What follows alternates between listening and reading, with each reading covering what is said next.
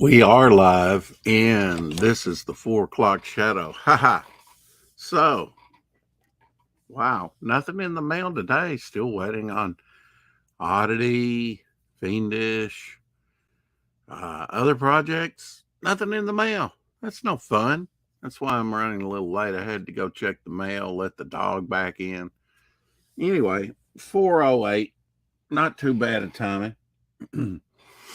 I'm going to drop the link to the broadcast in the chat if somebody wants to come in. It will be the last thing posted there. Hell, the chat, as I've said earlier. Going to be sharing a box with you, box 62, I believe. That's independent comics, some rare independence comics. So let's get started with a fairly low print and rare one, probably one that you have not seen. And there's Tree Goblin, just in time to see it, from Petra Comics. And they've got some stuff printed real small here. Let's see what that says. Oh, Matthew 16, 13 through 18. So they actually have a little Bible verse underneath within their Petra oval here. So that's interesting. This September 1993. I've never taken a magnifier and or taken the time to look and see what that said. That's amazing. A spectacular first issue of Stealth Squad. And there's Shadowhawk. Hail to you, my good friend. I've dropped the link in the chat if anybody wants to come in. Of course, he may still be driving back from work, but from Petra Comics, rare independent here, Stealth Squad. Spectacular first issue. Going to be taking a look. This box has some hard to find, rare independents in it, with the obligatory Marvel or DC thrown in for good measure, I'm sure. I didn't have time really to look over everything. And from Petra Comics, number 2 issue of Stealth Squad.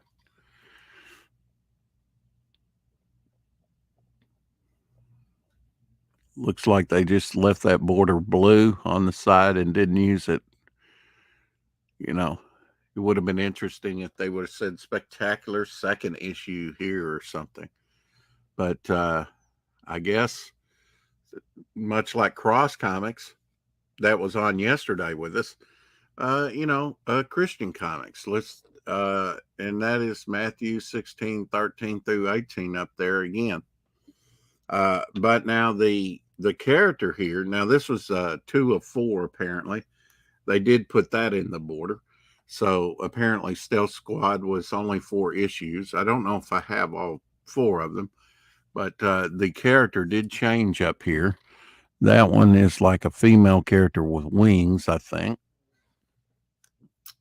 I think so. And then the main, actually they used, I won't even have to show you the other one. They used this pose here on the first one up here in the Ditko box, the Petra box. Hopefully I have all 4 of those, but I wouldn't hold my breath. Deathstorm. Now this is from first issue, introducing the Midnight Syndicate. Recommended for mature readers. This is from Legacy of Death Productions. And a good one to have in this condition. I wish it was even in better condition.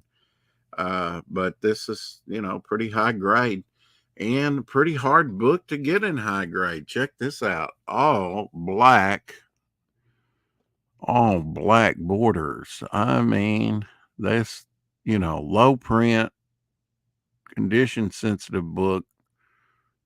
Can't ask for much better than that. Don't know anything about it. The writing may suck. By the cover indication, the artwork's at least mediocre. I would say a little bit better than mediocre for my taste, but that's the low print, condition sensitive. You can't get any better than that, in my opinion. Now, supply and demand, you know, but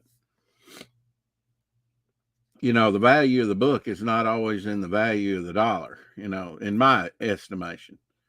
I like possessing something that is just rare for rare sake. Now, this is from Vanguard Graphics. It's a non-glossy. Well, looking at it, it may have somewhat of a glossy sheen cover to it. At first, I thought it might have been like newsprint type thing, but it looks like it's got a little gloss to it. This is issue 1 of Hero Project, featuring Jackson, I guess, also but the main feature is Hero Project from Vanguard Graphics. Another super team, I suppose.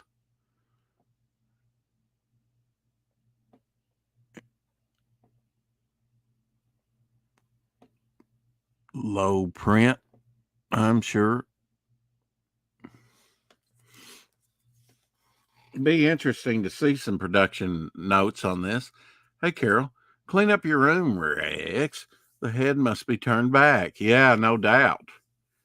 No doubt. I was thinking about that a lot before I came on. Really need to get over there and turn that over. But I didn't. Not out of spite, Carol. Dark Horse Presents. Now, this is going to be a little bit, larger print run from Dark Horse. 1987 Kirby Award nominee. Number 7, featuring Mono, Dr. Obtruse, the Bedvarian Man, I suppose, which is like the symbol for man done by Leonardo da Vinci, and Mono, or I was thinking it was Mono, but it has a Q at the end. So, if I can't say it, and I'm like, I'm not that hot on it. A lot of black over in this section, but I always thought that said Mono, but apparently it's a Q, and it took looking down here really. But anyway, this is an early Dark Horse Presents, and I got started on this with issue 1 that had I think Black Cross in it was on the cover. I think that was the character's name. Number 7 though, and a lot of mine are gone, from or in my original collection. So I never had this particular one. So, and I'm pretty sure I got that off eBay. Oh, I will, Carol. I'll turn it back. No. Let's see. Put the alien head in the shower. No, Carol says. Not there. She says, just turn it back around like it was before. Yeah, that's what we'll do. And then, she'll want me to turn it backwards. That's my fear. If I, that she'll say it's looking at me again, turn it back around.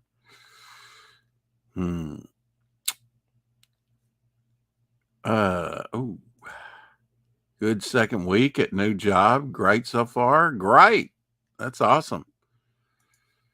Oh, I didn't know you started a new job. No, I think I'd heard rumblings or you say something, but I didn't know either.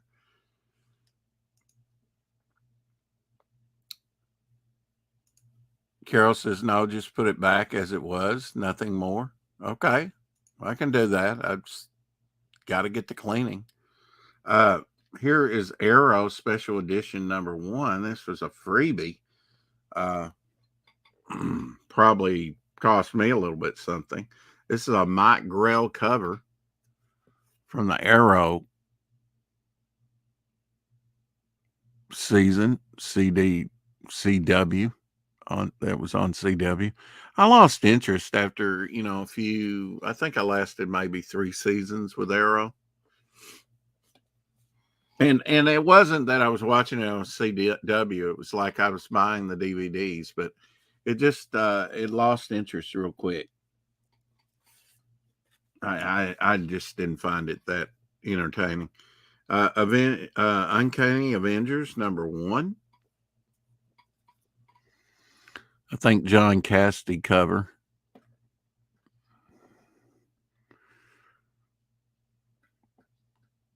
Uncanny Avengers. How many Avengers titles can you have? It kind of got ridiculous there for a while. Avengers Academy and all kinds of stuff. So I told you a few Marvel DC obligatory in here, but we have some independents as well. This is a free preview on of all new ongoing series from Marvel now.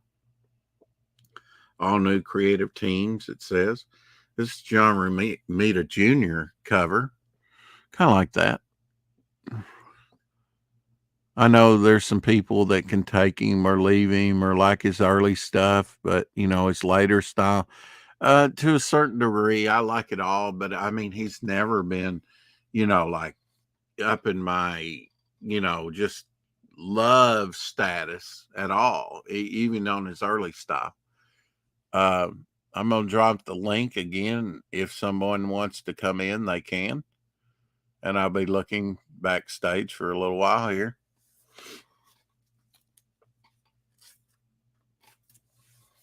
Just in case you didn't see it the first time. Badlands. This is from Dark Horse Comics. This is 5 of 6. Carol's Cookie might like this. She likes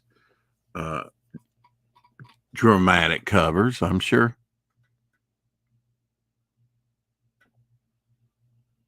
JFK about to be shot.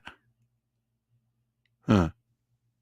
I wonder what the Kennedy, anytime I see like a Kennedy assassination cover, and there's been a few in comics, or, something dealing with that I've got have to wonder if we should welcome in Shadowhawk, not Backs, but Shadowhawk Talks. Hey, Shadowhawk. Hey, Rex, how you doing today? You home already? Yes, sir, man. I'm loving this new job. Is the new job affording you more time at home? I mean, or at least quicker getting back home? Yeah, I've got a 15-minute trip now to Oh, work and a cool. 15-minute trip home, and I was doing about anywhere between an hour to 3 hours one way, just depending on. Whoa. So you're what we call a commuter I for was work. not not anymore. Not anymore. Wow, that is a trip. I mean, that's a commuting Yeah, that much. That's a big commute yeah. in my estimation. I spent an extra 15 to 20 hours just driving back and forth to Yeah, work. how many miles is that? I mean, I just one way. It was 68 miles one way, so a little over 130 miles a day. And it would take you, let's see, 60 Well, something I don't miles. know how familiar you are with Illinois, Rex, but Uh-huh. 8094 is basically like the only highway from where I live in Indiana to go straight to where my job was in Illinois. Yeah, oh, So that right, that was exactly. actually my quickest route. Yeah. But traffic on that highway is insane, and all it takes is one accident, and you could be sitting there for 3 hours. Well, So now, is that one that you take up to Chicago? Yes, you actually jump off onto 94 north to head up Yeah. into Chicago, and then 80 keeps on heading west. Yeah, I think so. I think I've been up there, through there several times, and it's a glut. And then when you get in to Chicago, it's the same thing. Oh, it's terrible. Yeah, But yeah, there was a period of time, I don't know if it still is or not, but 8094 between Indiana and a certain point in Illinois was the deadliest stretch of highway in the nation. really. Yeah. Wow. Well, I know you're loving this 15-minute commute, 30 minutes every day. That's Oh not yeah, bad. it's great. I And I on top of it, the gas money I'm saving. I spent oh, yeah. this week, well, last week, I spent what I would spend in one day on gas for the whole I week. had a little over a quarter of a tank in the truck, and it cost me. I got filled up today, and actually it dipped down like 5 cents, really, because you always have the .9, so you might as well count that as another penny, right? And it was right at here $4, and it cost me 50. And I already had a little over a quarter of a tank in. I wasn't like sitting on dry, and it still cost me $50 to Yeah, gas it It's up. crazy. Well, So yeah, we would like just to officially say on the 4 o'clock shadow today, F you Biden. Just saying. yeah, yeah. Joe Biden did this. Yeah, Joe Biden did this. The cleverest. Now, but the cleverest thing I've ever seen on Twitter was Joe Biden sticker, and he's pointing at the price of gas. They stick them on stickers. I mean, on the pumps, and they said, "I did this." You know. Yeah, we had them all over up here, man. Every time you go to the gas Oh, station, you'll really? find them. Yeah, yeah. People are slapping them on left and right. Well, I've heard that they said we will have you arrested if you remove our stickers off our pumps, or whatever. There's been some people say, "Oh yeah, we voluntarily stuck those on there. We want them left on there." Yeah, yeah. That's awesome. Get people to think every time they gas up and pay that high price. That's fair. Yeah, That's yeah. very I fair. mean, well, they told us over 10 years ago what the plan was. Obama said it when he first got elected. The idea was to make gas so expensive that everybody's going to buy electric cars. Yeah, yeah. I mean, and isn't it's interesting to me that the Ukraine has one of the largest lithium, you know, mines in the world that, lithium for the Yeah, it's batteries. coincidental, isn't it? It's just, yeah, mere coincidence. Yeah. And that, he's had dealings with Ukraine first, although he wouldn't admit it. Oh His no. son. Yeah. Well, you know how this is going to be. It'll be 6 8 years down the road, and then we'll actually get the real details of Hunter Yeah. and everything Oh else. yeah, yeah, yeah. After they're way out of office, you Oh know. yeah, I mean we're just now starting to get some dirt on Hillary, and how long has it been since? I mean, God, she's Yeah. been gone for a while now. Here's a friend of ours, General Piggy. Hey, Hey, General. General Piggy. We don't get a general in here every day, so hey, when we do. Carol says, "Sup." Yeah, I had a real thrill today, a couple of times actually. I watched your number 2 and number 3 video. That was Oh well, really a treat. I appreciate it. Thank I you. think I left some comments and a I like. did see a couple of comments. Yes, sir. Yeah, yeah. I thoroughly enjoy you showing that. I saw that one, character that we bought off the auction, the green one, but I didn't see the black and white version. The Um, black one, I was I've still got in the box and okay. and put away. But Okay, well, I was looking for it. I was like, well, there's the green one he likes. Where's the black and white one was like 300. It was even more limited. And both of them are highly limited. oh I yeah, mean, yeah. I That's mean, why. you're really getting some rare. I mean, CG projects. That's the great thing about it. If you like rarity, even Cyberfrog's going to be rare. Oh yeah, I I mean, mean, and Cyberfrog is huge for CG, but compared to like 90s Marvel numbers and stuff, it's nothing. oh, yeah. I mean, it's minuscule. Yeah, Yeah. I mean, it's I like mean, a even percentage of a percentage. yeah, even like uh if it was like Dark Horse or maybe even some Image, it's going to be minuscule, I would think. Oh uh yeah, or that IDW, you know. that's one of the things I've been really loving about CG, and especially since we've been getting pros, leaving DC and Marvel and coming over here, Uh-huh. is I've actually been able to afford to buy original art now. Oh Where yeah, yeah, yeah, yeah. before, I mean, you couldn't afford to buy these guys if they were working for Marvel or DC. Oh, You're that's talking, true. Yeah, you know, and you'd have the expense of finding them at a convention, hmm waiting in line maybe. And I don't know about you, but I mean, when I was younger, that was, one thing to wait in line to see Stan Lee for the first time, or to see Jim Shooter or something like that. But nowadays I don't want to wait in line for even an hour, to get these people to sign something or meet them. Not oh, really. I mean, I'm that's the crazy thing is, I've been collecting pretty seriously since I was about 10 years old. Um, uh-huh. I've had a couple of breaks here and there. Obviously one of them was a long one from 2000 to 2018 because I gave up on the mainstream in 2000, and I In didn't come back. 2000? Yes, sir. And I lost. I Oh, bought okay. my. I bought my last, I believe, X-Men book in 2000, and I was just disgusted. Now, do you go back and get back issues though of that stuff?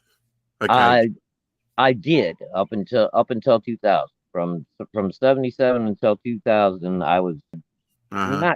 not quite as big on DC, but a few of their characters I was a serious collector of, Yeah. especially their old horror titles stuff. Love those. Oh, yeah, yeah. Oh, But I that was my comment. That Aaron Lopresti piece you had up on the oh, wall. dude, that zombie is amazing.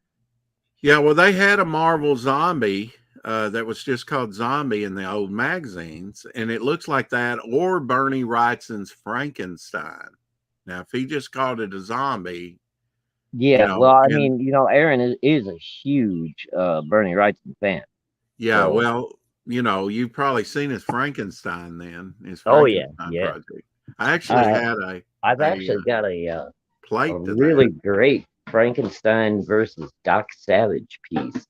Mm. I can't remember who the artist is right offhand right now. I won it in an auction probably about 6 months ago, Well, but I gotta find the right frame for it because this now, do thing is. I would definitely, when I get that stuff in, I would identify it because we tend to forget, on the back, Oh yeah, yeah, or if no, you have it no, framed that yeah, way. Oh, I forget who the artist is. You can pick it up and switch it around and go, oh, that's Aaron Lopresti, right, right, yeah, and whomever. I do that with those, but if it's not up on the wall yet, I tend to not see it as much. So Hmm. but yeah, I gotta find the right frame for this thing because it is beautiful. It's Frankenstein versus Doc Savage, all black and white. I believe it was done in charcoal, and it's Oh, that's just neat. beautiful. Yeah, it's gonna be a great piece once I get it on the wall.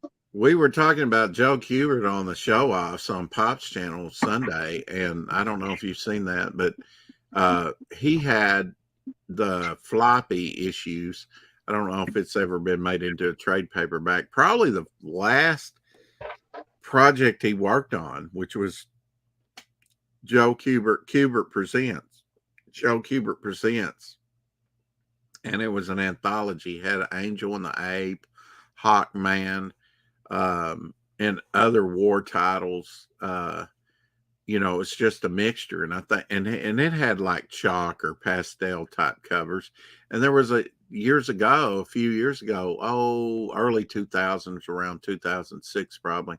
He did like a Sergeant Rock limited series that had chalk and pastel type covers of like Sergeant Rock and the other Easy Company members, just like their head with their helmets on, and Yeah, that's that was that I've kind of never stood out. been a big war comic guy. Uh-huh. I did collect Team Seven from Image when it came out, but that's just because like for the first 3 years of Image, I got everything that they put out. My my Hey, comic shop, Lorenzo. yeah, my comic shop guy was so happy when I walked in. And I went, hey, add everything that Image puts out to my pull list. And you want everything? And I went, yeah, everything. Wow. Yeah. Well, I remember, at that same place that I got those Sergeant Rocks from at that time. In fact, when I went to this new store, the owner of that store was in there and apparently friends with them within the community. In fact, we've got a local convention coming up here. Uh, and we're not that big. And then where the convention is in Paragould outside of town is even smaller than Jonesboro. So, And but you're they had where you at Rex, Arkansas? Northeast Arkansas, Okay. Northeast, right under Missouri. Oh, okay. All right. Hmm. Kind of like where the Nook is in Arkansas. Yeah, Uh, I got you. Yeah, I used to travel back and forth to Houston quite a bit because my oldest daughter and my couple grandkids live down there. Joe Um, Kubert makes me think about the classic Kubert video game just because of the name. hey, Lorenzo, nice to see you there, my Makes lizard me friend. think, he says. Well, it's good to keep the mind active, Lorenzo. Yeah, Wasn't that was there a good. Doctor Sleepless, or am I wrong? You know, the movie Uh, come out there was a recently with Doctor Sleep, yeah, from oh, Stephen Doctor King. Sleep. Well, then here's Doctor Sleepless. I love this. I know you like black and white covers. Oh Future Science Jesus, it says, or maybe yeah. that's Jesus. But anyway, it's from Avatar. This is issue 1, and it says wrap. So a full wrap cover. So you're not getting to see all of it. But what I do see, I like. Warren Ellis wrote this. Oh I don't, wow, yeah. but Wow. Yeah, that's got a lot of detail. I dig you, that. you blinded me with science. Yeah, and glorious Very black and cool. white, and the logos are very nice. I kind of dig that Doctor Sleepless look too, man. He's Yeah, I mean, it's got that Frankenstein, electros, science, yeah, you know, kind of a and the goggles. I mean, he's a compelling what they looking call it, character. almost steampunky a little bit, Yeah, but yeah, yeah, with like that's pretty anything cool. with goggles, like this. That's right. Carol, is Yeah. that you or are you just using that as a picture? No, that is her. Oh, is That it? is her. Yeah, that's her with goggles on, or Well, so I'm told. nice Because to Carol put a isn't her face really to it. name. It's cute, one of the cutest avatars around. Here is Messiah. I need to put this in a new thing because it has a sticker here. Apparently, I got half of it off. I hate it when it ruins bags. Stickers ruin bags. Oh God, it's a nightmare. And I have to wonder, if this is Christian oriented, or I don't know. Just because it has a cross on it doesn't mean that it is. This No, but one, I would tend to lean that. Although, I mean, he's drawing the ladies pretty sexy there. yeah. So, Well, one's kind of half bugged though. But well, yeah, I like the I'm target Captain boobies. Kirk when it comes to that kind of thing. Oh, yeah, yeah, yeah. I mean, a lot of them had green, and this is almost like one of those alien eggs, Right? Yeah, with yeah. all It the looks like goo he's and kind of like one of them face huggers bursting out of it. Then. oh, yeah, on Twitter, I saw a CPAP to help you breathe. Well, they had made a hugger. I can't even though that's in the movies, if I saw somebody I walked in and saw a hugger on somebody's face, I'd be like, "Oh, yeah, I'm out I of would here," do that just to freak my kids out. Oh man, it looks so realistic too. I mean, it was pretty freaky. I'll see. Here's another tag. I need to. I actually have a few boards and bags. I may switch some of these out. Adventure number 1. This is Netherworlds from Adventure Comics. That's got some creatures too. They always did like painted covers. Are you I familiar like the with? creatures. Yeah. I'm not familiar with Netherworld so well. Do you know what year that came out, Rex? Oh, let's take a look because I'm gonna switch the bag out anyway. Um, I would say late 80s, maybe mid to late 80s, maybe Oh, around okay. 87 Well, that's when or I was really hot and heavy on indies. I'm surprised I missed that one. it's gonna be well. I mean, Adventure Comics had more of like a I don't want to say Dungeons and Dragons necessarily, but Oh, okay. an Was it adventure, kind of like well, a RPG feel to it, maybe? yeah, yeah, some of that. This is from '88, so yeah. Oh, wow. Okay. My guess would have been '87, but '88 here on this. Right. Yeah. Uh, the Yeah. It always original messed me up Adventures when I is first got back. in. Trade. Oh, they got a trade paperback of 0 through 3. That would be interesting because I think even the trade paperbacks that condense the floppies. But I mean, it's a decent artwork. I mean, look at that splash page with the burning building or whatever. Oh, yeah. Yeah. Yeah, I Nothing mean wrong it's with that. That it's nice perspective. Yeah. It yeah. looks good. I've seen a lot worse. Oh yeah. I mean it has decent artwork in it. Oh, yeah. Yeah. Nothing wrong with that. Yeah, yeah, I like, you know, I mean this. I may have Yeah, to go back and look for that. He said there's some trade paperbacks, huh? well, yeah, I mean that's the good thing about. And I was just checking to see if it had gray tone. Gray tone adds a lot of filler. I mean, and color, it adds volume.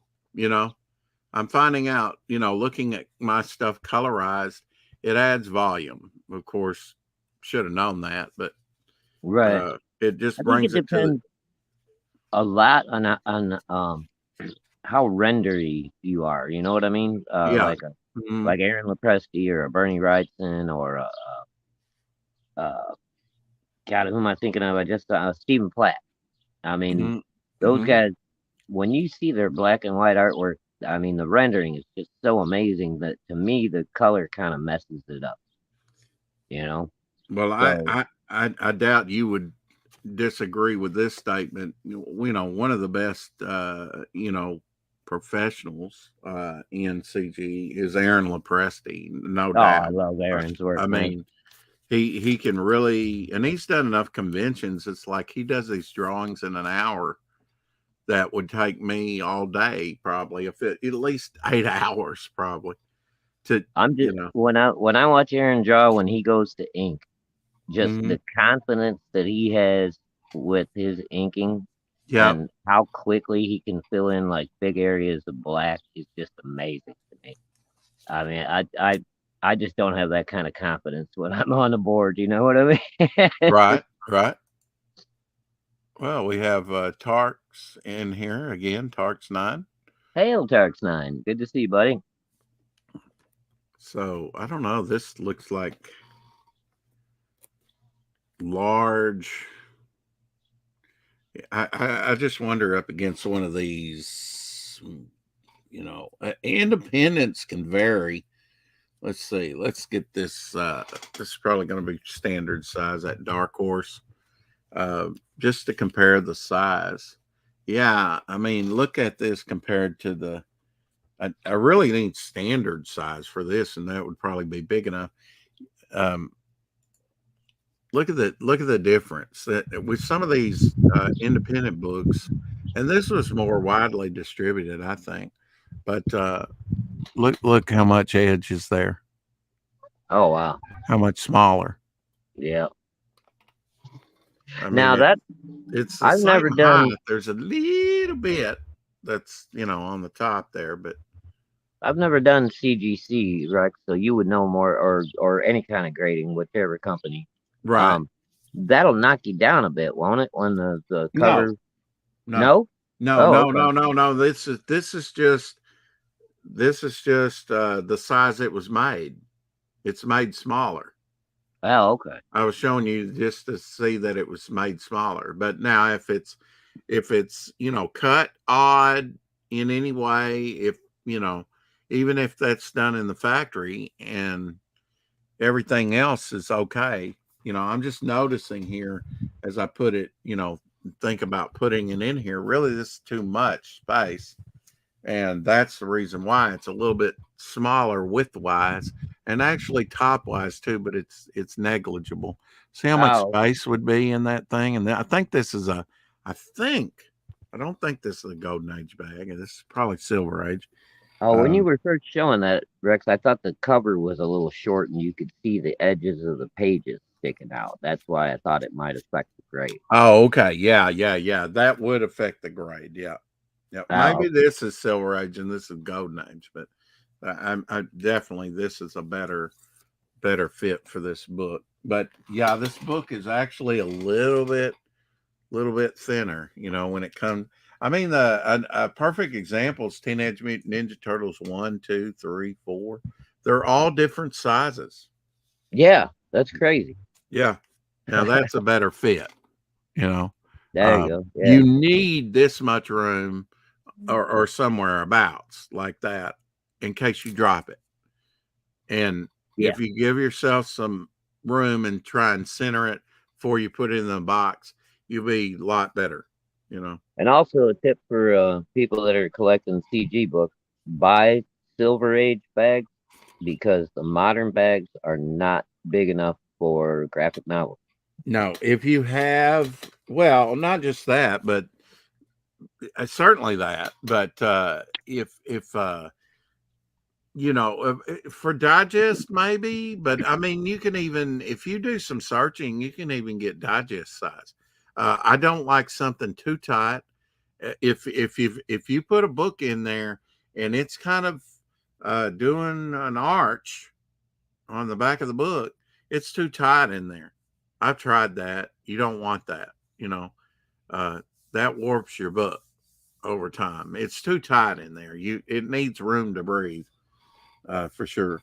And Yeah, and I've gotten and no criticism, not directing it at anybody because I know everybody's trying to spend money or save money when they're Mhm. fulfilling, but I have gotten a few campaigns that were really stuffed tight into the bag, and luckily it didn't do any damage, I have too. to Yeah. the book. But God, when I see that, it's just like I gotta get out of there. Yeah, and then it's got to sit in the raw, or you have something there available. You know, Right, right. and And I'll and tell you what, man. Right now, I don't know about you, but by me, finding bags, boards, even short boxes right now is damn near impossible. well, there's this new place they order through Diamond. So the 3 times that I've been in there, which was 3 days in a row, and I showed off on the show, what I got uh, a while back, and I haven't been back. But they carry like Golden Age and whatever, but most places don't. Uh, you're right. I mean, there's been a shortage. I know over in Jackson, she got the Southern brand. It's called Southern, and I like that. I've gotten. I don't know about you, Shadowhawk, but it. I check my bags. Even in these new ones that I got, there was like maybe 2 bags that have plastic kernels, if you will. If it has any, if it's not flat, and if there's anything in the plastic sheeting that is raised that can make an indentation, that's the easiest way I can put it. Then it's, you know, I mean, maybe you can trim it down. Maybe it's in a spot. If it's on a flap and the flap's going to go around the board, that's okay. Or if it's high enough where it's going to miss the book, that's okay with me. But when it's like, and without an example, it's hard to describe. But it's not archival safe. It can damage or indent your book. You don't want that. Exactly. Yeah, I know what you're talking about. And yeah, Part there's Science been. Oh, go ahead. says I had some comics that arrived from indie publishers a few years ago, and the bags are exactly the same size as the comic. Some were damaged, but I replaced any that I get like that. Yeah, I mean, and once the damage is done, the damage is done. I Yeah, got, exactly. if I hadn't have got my warts and all boxes, I bought 2 of those when he put up 500 and went through. I was there for the launch and fortunately had money, some type of money at that time, and I debated, should I just get one or will I get two? And what it was, I went ahead and I got one after they opened a second 500. And there was only 1,000 where you get everything in the campaign, the warts and all campaign. That was where they were reprinting the early stuff in the hardback. And uh, so I went and ran some errands, and I said, if another one's still available, I'll get it when I get back, if it's still available. I gave it some time, and eventually, of course, they did sell out. But when I got home, there was still some available, a few.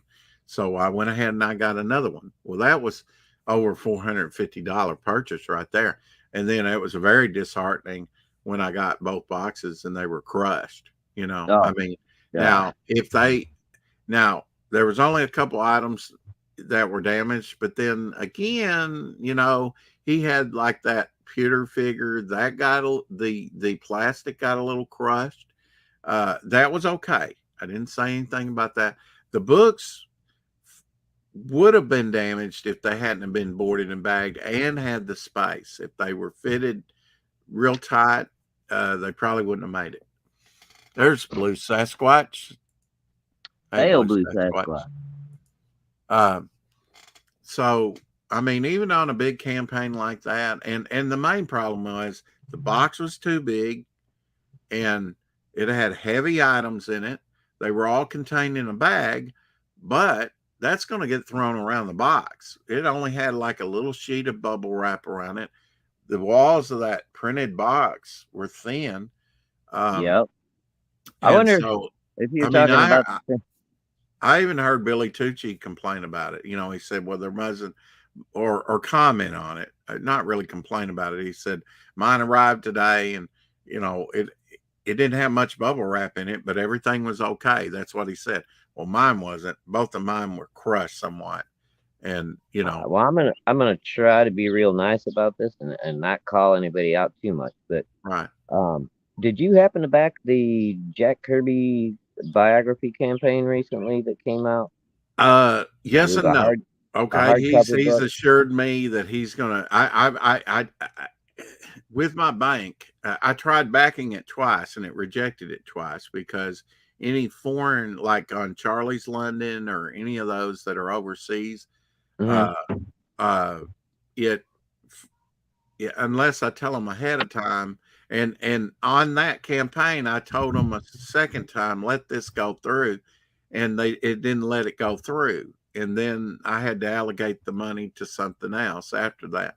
But yes, he said whether the campaigns are closed or not, I'll save you one, Rex. So I haven't backed it. I've tried to back it twice, and it's rejected it. Not the bank hadn't paid Well, out because it's just the way I have it set up. Any foreign one, I have to tell them ahead of time. And actually, I right. did. But yeah, I'm going to back it for Well, sure. I like I pushed. said, I'm not trying to throw nobody under the bus, but Uh, speaking of what you were talking about, if you're real sparing with the bubble wrap, and mhm. you don't give a little bit of room in that Gemini mailer or whatever kind of mailer you choose to use. When I got mine, the book was wrapped with just like barely 2 sheets of bubble wrap, like held together with little pieces of tape. I mean, barely just enough to cover a book. It And wasn't what was even this? Was that warts and that. all, or It was no, it was the Jack Kirby. all the Uh, Jack Kirby? and And that then came all the way from UK right, and then on top of it, they wrapped the hardcover book, but then it was kind of like DVD. an oversized ash can that came with it. Oh, really? Yeah, it was like almost magazine size, almost the same size as the hardcover. Uh huh. But they left that with no protection whatsoever outside of the bubble wrap, and then put that into the Gemini mailer. So by the time it made it to me, Hmm. the ash can or flyer, whatever you want to call it, was actually ripped.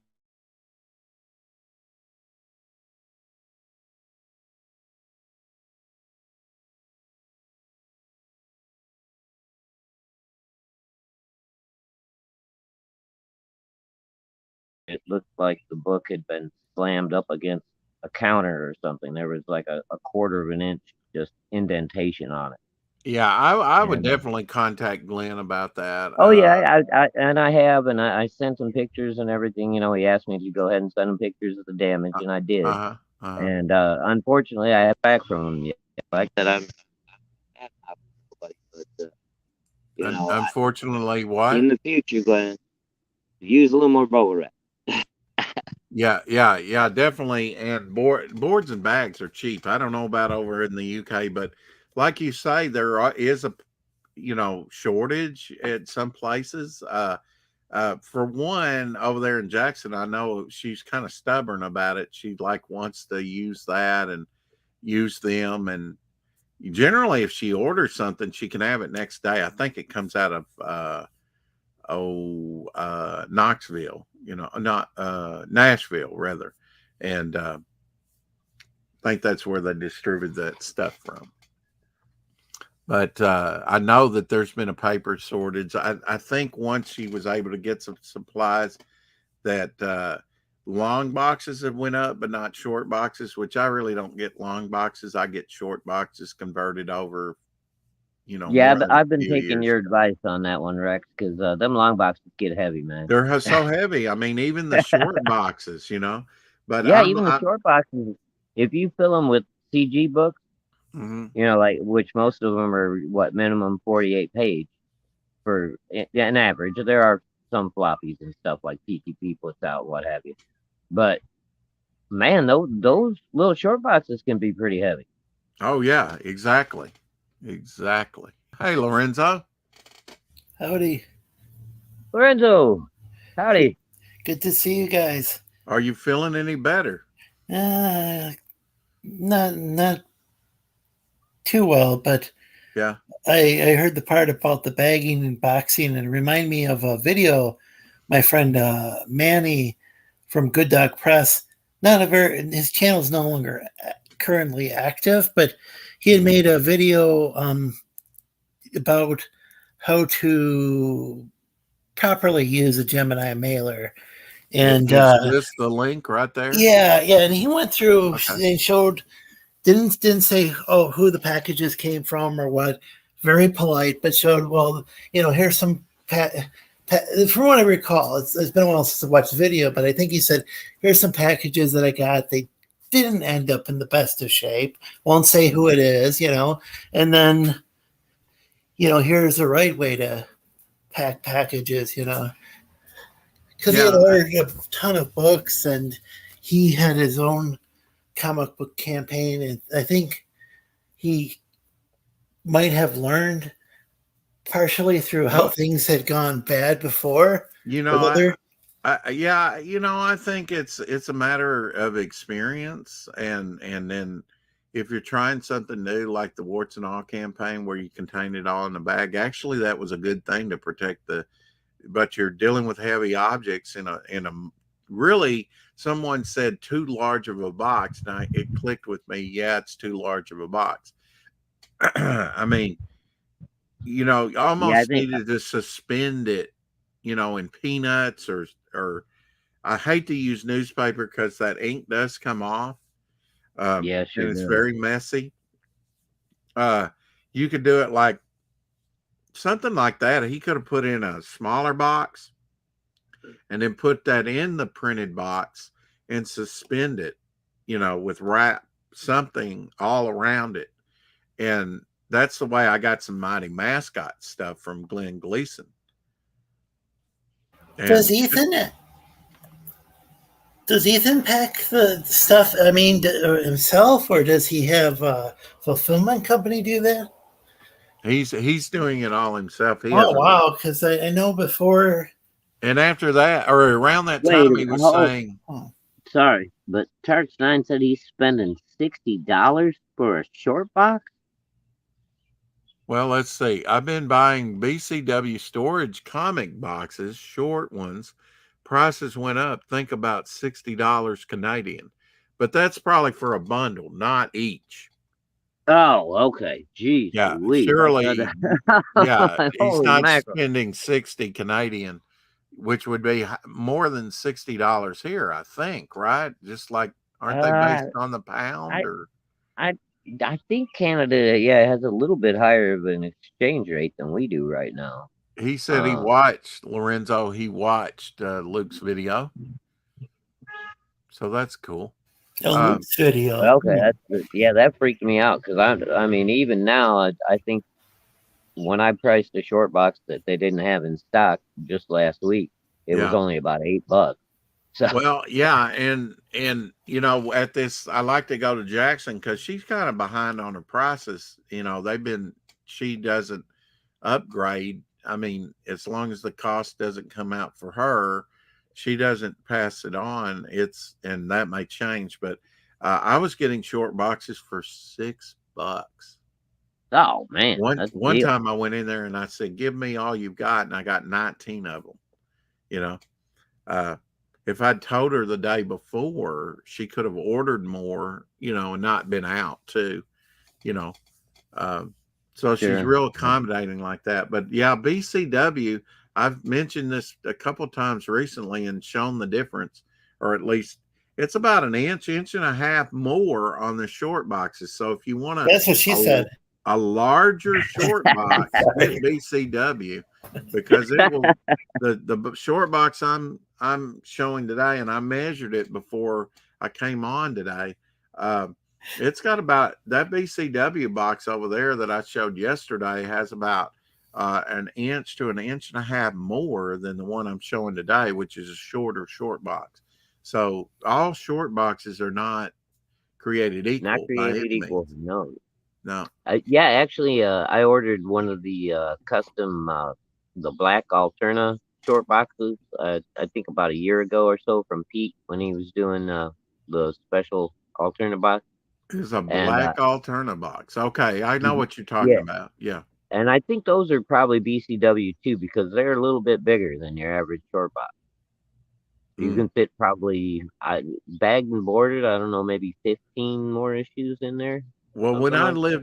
when I lived in my old building downtown on Main Street, which I lived there before I moved here, which is a few miles away from where I used to live.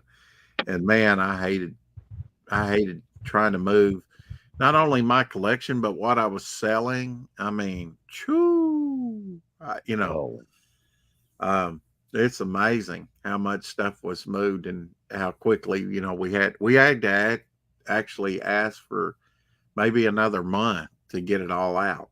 But plus I had that huge safe. I mean, when you just don't realize how big that safe is that I have. It's oh man, it them and those is safes, they are it's a weighty. bank safe. It's like Yeah. maybe this wide, and from the ground, which you can't see the ground, but it's a big bank safe. Right, right. It's not like the turn dial or anything. What it is it has like a door that swings down that's on springs and one that's up, and they kind of meet and you can lock it. It's Oh, okay. Okay. It's double almost wall like one of them. asbestos. Yeah, it's got a handle and a key open, and then once you Nice. do that, then you can pull the drawers out. Used to be old bankruptcy safe. Well, that's one of the things I was going to mention. And I probably still will when I get the channel going.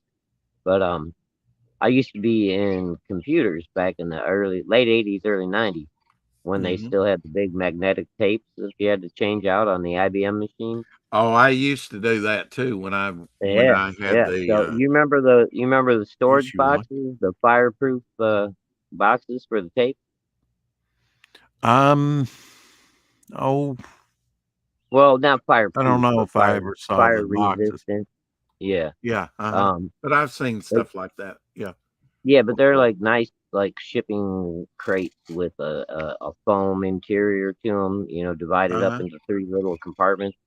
So when I was working back in the computer field, I got a few of those. And that's what I put my special stuff into. Like all my original '90s Cyber Frogs are in one of Yeah, those. yeah. All my ash cans and stuff that I got signed, all the original image or not image, but Wizard uh, special editions and stuff like that. I keep in there. Um, so Target. they've got a little extra protection if something bad ever happens. Oh yeah, yeah, and you need that. Targ says BCW boxes are $55 without taxes. They're hard plastic black boxes that I just saw the other day, actually. Oh, That oh, oh! I thought he was talking about regular short file. Okay, that makes more sense now. that lock up. But when I first started buying them, they were 35 to 40 Canadian. Everything keeps going up. Yeah, I mean, plastic is a petroleum product, and that's what I hate about it. It's But preventable, you know. isn't that an issue too, though, with storing comic books in a petroleum-based product? I mean, because Yeah, eventually that plastic is I'm going to give off fumes and stuff. You know. well.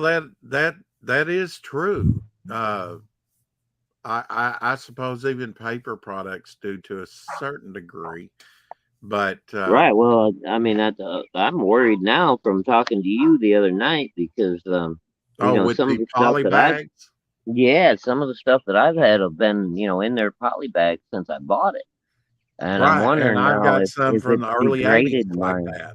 Yeah, and yeah, yeah, I probably need to go in and just slice them open and remove the contents and store them properly because it isn't really great for the books. It's right. not meant to Yeah. be. If you think about it, it's just meant to be a delivery Yeah. system, Yeah. Just and a not short form really of, seen as a discard actually. But I mean, like with the Death of Superman, where you have it in a black bag with the symbol on it, oh, and yeah. And they got the printed bags and everything. So, Mhm. I held on to the bags too. I would slice them open and then Yeah. fold up the bag and put it on the back side of the board and Hmm. then put the comic on the front. But So now that, you were and then, concerned more about fumes. I think that's more over a long duration, a slow. okay. I mean, there's certain, but you're right about gases. You really are right about gases, you know. So they, if you really have a concern about it, I'd say just store them separately, and you might make a notation. This goes with this. I mean, I know Right, that's right. more I'm going difficult. to have It's to think easier just about to that keep it too. all grouped together. But now, one thing I do advocate, and I don't have it here handy, it's in the kitchen there. I've been gathering up the silica sand packets. Oh, yeah. Yeah. If you if The you can stick a desiccant. silica sand packet somehow in the box where it's not going to fall in between the books, and indent your books, um, put a silica packet in every short box or long box that you have to absorb moisture. Yep. That's one of the great things about the industry that I'm in with automation and packing. Uh-huh. Um, like most of our supplies come with big oversized desiccant bags in them. So I've been I walking just into a collect all of store those. and see one on the ground in the Walmart parking lot or some wherever I'm at, and I'll pick it up. If it's not damaged, I'll take it home. Oh, You yeah. know, most Yeah, people those just things are discard great. those. I did before I knew that there's a use for those. I mean, Well, I'm really a great use. You should never throw one of those things away, oh unless no, yeah, they're just used fantastic. up. Just don't eat them. No, don't eat them. It's not good for you. I want to show you another rare book here now. Low print from Aircell Darkwood, and this one needs a change out too. So I'll take it out of the bag. But sort of black sensitive cover. Great logo.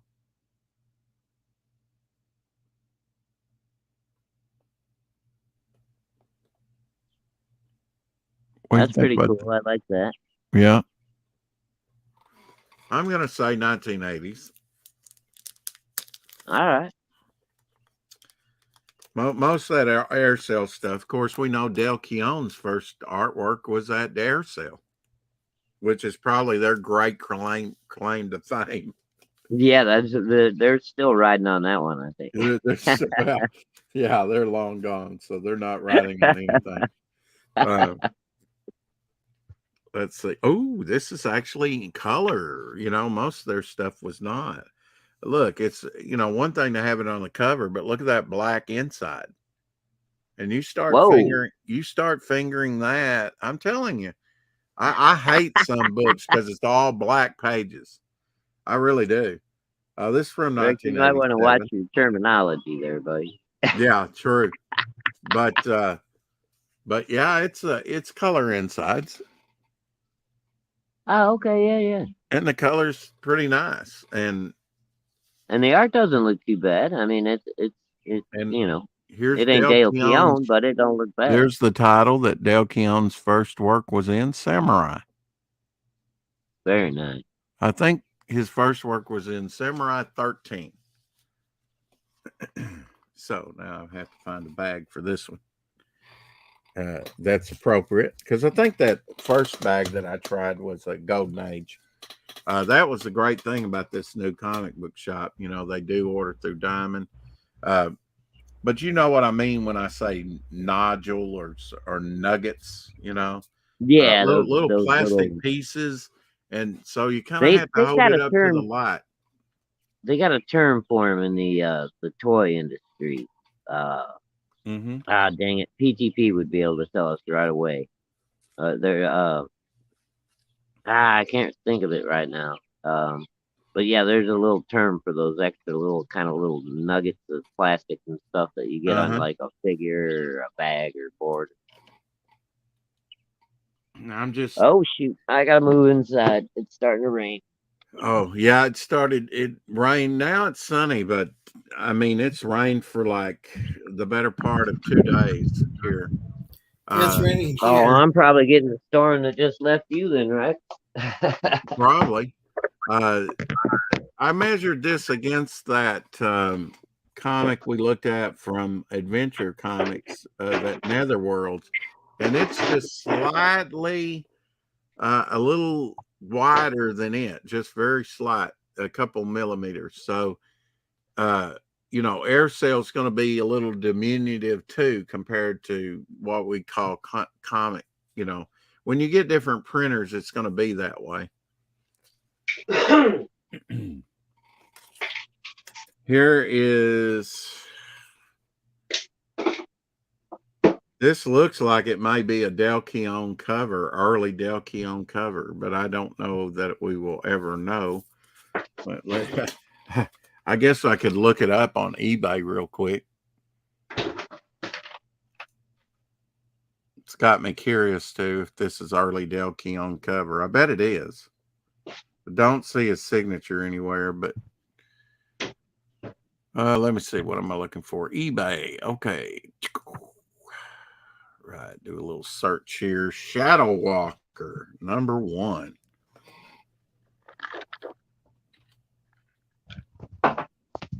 Are you making yourself a drink? You may not be able to hear me.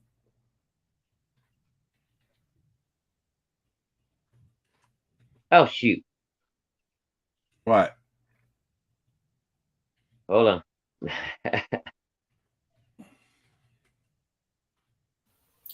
Yeah, I'm not feeling well at the moment. Hopefully, I'll Where be am able to I? stream tomorrow. Was it 7 your time? 7 Central. Right. Oh, Yeah. okay. There I am. Sorry, Rick. But You don't yeah, I'm think gonna it? have to get going. Have an excellent night. Well, you too. You too, Lorenzo. Nice to see you, buddy. Yeah, always great to see you. Yeah, of course, we hope he doesn't have the vid, right? That's always a possibility nowadays.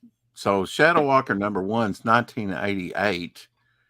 I'm just looking it up on eBay here to see if anyone designates this as a Del Keown cover. Most people might not know. You I good? mean, they don't even know this book's out there. You good, So puppy?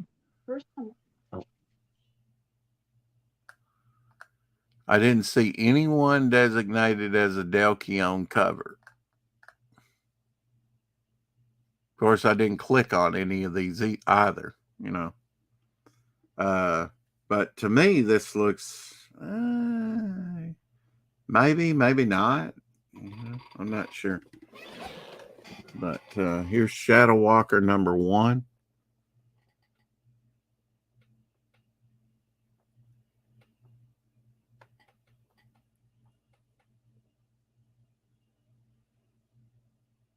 What do you think, Lorenzo? Can you hear me, Lorenzo? Can anybody hear me? Is there anybody out there? Possible Del Keown cover. I don't know. Maybe I'm getting my artist mixed up. Maybe it's not Del Keown because I don't know. Or, early Del Keown, so that, it's going to be, the style's going to be a little bit different than, say, Pitt. This is the tale of, and who knows that, again, can you read that? It's highly stylized. I hate it when it's highly stylized, and I have a hard enough time breaking it down. Let's see. Is that one word or two? Because there's a gap here. That's where looking up on the copyright and where it's written out comes in handy. This is number one of, well,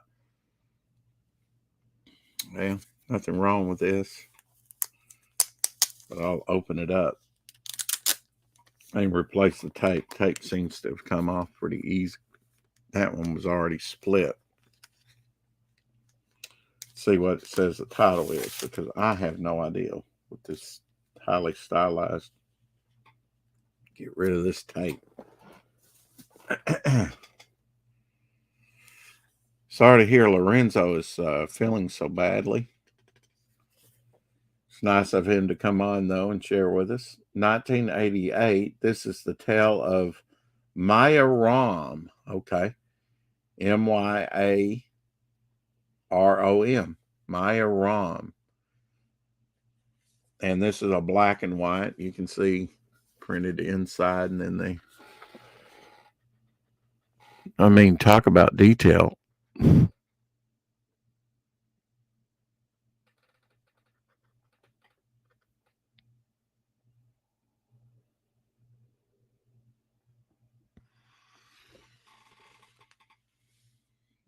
This is a great representation. Wow, is this a wraparound, or is this just? I guess maybe front and back. Might be one whole scene.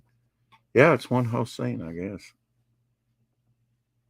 It's. I don't think it's meant to be, but it could be fused together, I suppose.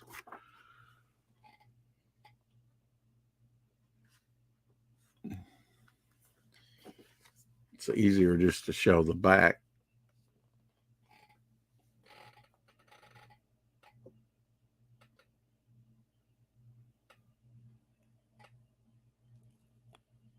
Nice coloring.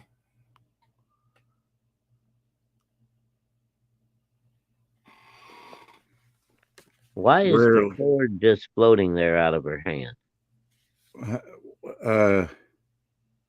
Or did I not see that correctly? It looks like the sword is just like floating there in her hands. It is. You're observant. It really is, because she just like got her hands outward. What's that all about? Had to pick the book up and read it, Okay. I'm guessing maybe she mentally controls the sword, kind of like Elric.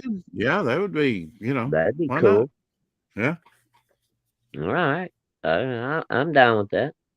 Hey, by the way, Rex, while I'm thinking about it, I got to thank you again for having me on the other night. I got a chance to speak with Jason Bascom, who's one of my favorite CG artists.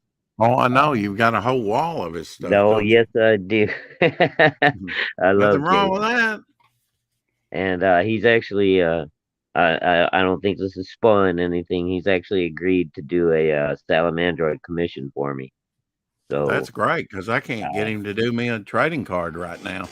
No, I'm one of the last people that he actually took on as a commission, and I'm so grateful to him right now, because I know he's blowing up. Yeah. And I've been a big fan since I first saw it. I was late on Absolute. I didn't get to order the first one. Oh, okay. I did. I was one of the heaviest back, if not the heaviest. That's where I got that art piece from. Yeah, I completely missed the first one. And then when he was on Red Valkyrie and Size Channel a bunch talking about the second one, and then he was doing the Test Your Might stream, where he would have the little drawing contest every week. Right. Man, when I discovered that dude, I was just like, holy shit, this is right up my alley, because Jason's another one of them guys that just throws ink around. Yeah. And somehow or another it comes out just beautiful. Oh, I gotta give him credit. He's had me on topic list for quite a while, and it's just I didn't need to tape that up. I need to. I may have actually discovered you on Jason's channel, Rex. Okay. I first saw him on Dan Fraga when they were doing the couch doodles. And that's been a while. since Dan's did that. But I first saw Jason on there, and I just thought he was a person that was up and coming himself with absolute number one. And, you know, I don't Yeah. know. He was kind of my end to the CG, you know, Yeah, yeah. crap. I mean, he kind of introduced me to a lot of the well, I mean, because CG is kind of, you've got your kind of skate kings, you know, Ethan and all the guys that used to be pros, and Right. then you've got all the guys that are like up and coming, you know, that are trying to get in. You lost your icon, What happened? huh? You lost No, your icon. I lost my icon. Yeah, it's just blank right now. Oh, it's showing up on my screen. I don't know what's going on. Okay, well, it was up earlier. The one did you say your daughter designed for Yeah, you, or? yeah, the hawk in the circle. Yeah. It's I'm not not seeing it now. really, huh? Yeah. I Did you don't have know. you might have had difficulties there. I don't know. I don't know. Maybe something's going on with my Wi-Fi or something. Because I all I did was mute for a minute while you were talking, and then came back. So Like Tark said, he mentioned BCW there, and of course I have too. Uh, I'd like BCW. I ordered that brand. I ordered about $1,500 worth of supplies. Oh, maybe 8 years ago or something. I mean, I still had from that comic book shop after my fire back in '97. I still had bags that were like had 10 copies in the raw, you know, and that's not a great way to store them, but it takes a little bit of an investment. You can come back in here, Shadowhawk. I'll drop the link again. You're probably on your phone. Oh, there you are. Okay. But there's the link if sorry, Rex. someone else I wants. popped out and popped back in. Am I back now? You're back. And Okay. with the icon. Oh, all right, sweet. Yeah. Great branding. Yeah. Did you make it? Were you making yourself a drink a while ago? Oh, yes, I was. Okay. I think I could hear the clink of ice and stuff. That was when. I thought I muted my microphone. I'm trying to be good about, you know, muting when I'm not talking and stuff. Oh, yeah. But Yeah. yeah, I'm still learning the etiquette. You know. Well, yeah. I mean, it's just remembering, whether it's. I tried something different today. I was going to show, since I'm not monetized, I was going to show original James Bond as broadcast in black and white on Climax, probably back in the 50s. On that, I'm not really sure. Maybe early 60s. But it had Peter Lorre. You remember Peter Lorre? Oh, I love Peter Lorre. Peter The Lorre Castle was in it. He was Amontillado, playing. man. One of the It's class. Casino Royale. He plays Le Chiffre, the bad guy. And Oh, okay. actually, James Bond in this iteration is American, and Felix Leiter is British. Whoa. All right. What movie was this again? This is the original James Bond on early TV broadcast after the first book, Casino Royale, I'm assuming came out, was a bestseller. They Oh, wow. featured it on Climax, the show Climax. And yeah, I've never seen James Bond as an American. That's I awesome. know. So I was going to put that on my YouTube channel. And because I've talked about it, but most people don't know it's out there. So, I couldn't get the audio. I'm still trying to work out, I would show it as a video too, if I could get the video up there, but Yeah, that's one of the things I'm starting to learn now too, I guess.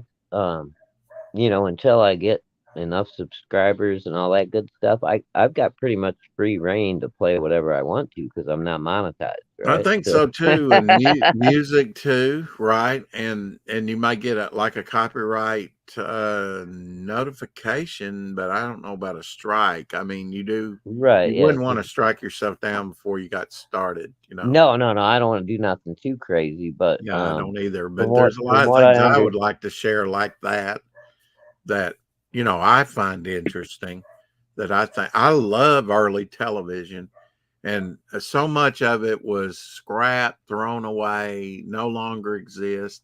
We'll never see it. You know, they yeah, might, like the early Doctor Who's, they've got the audio thanks to a bunch of fans, or maybe the BBC kept the audio, but the videos were wiped clean.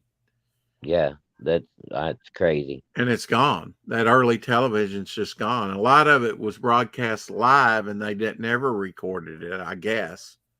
Yeah, So, from what I heard, I guess, when they switched to videotape or whatever in the 80s, mhm, they just started getting stingy. And they went, well, we can just, wipe this out and record over it again 2 or 3 times.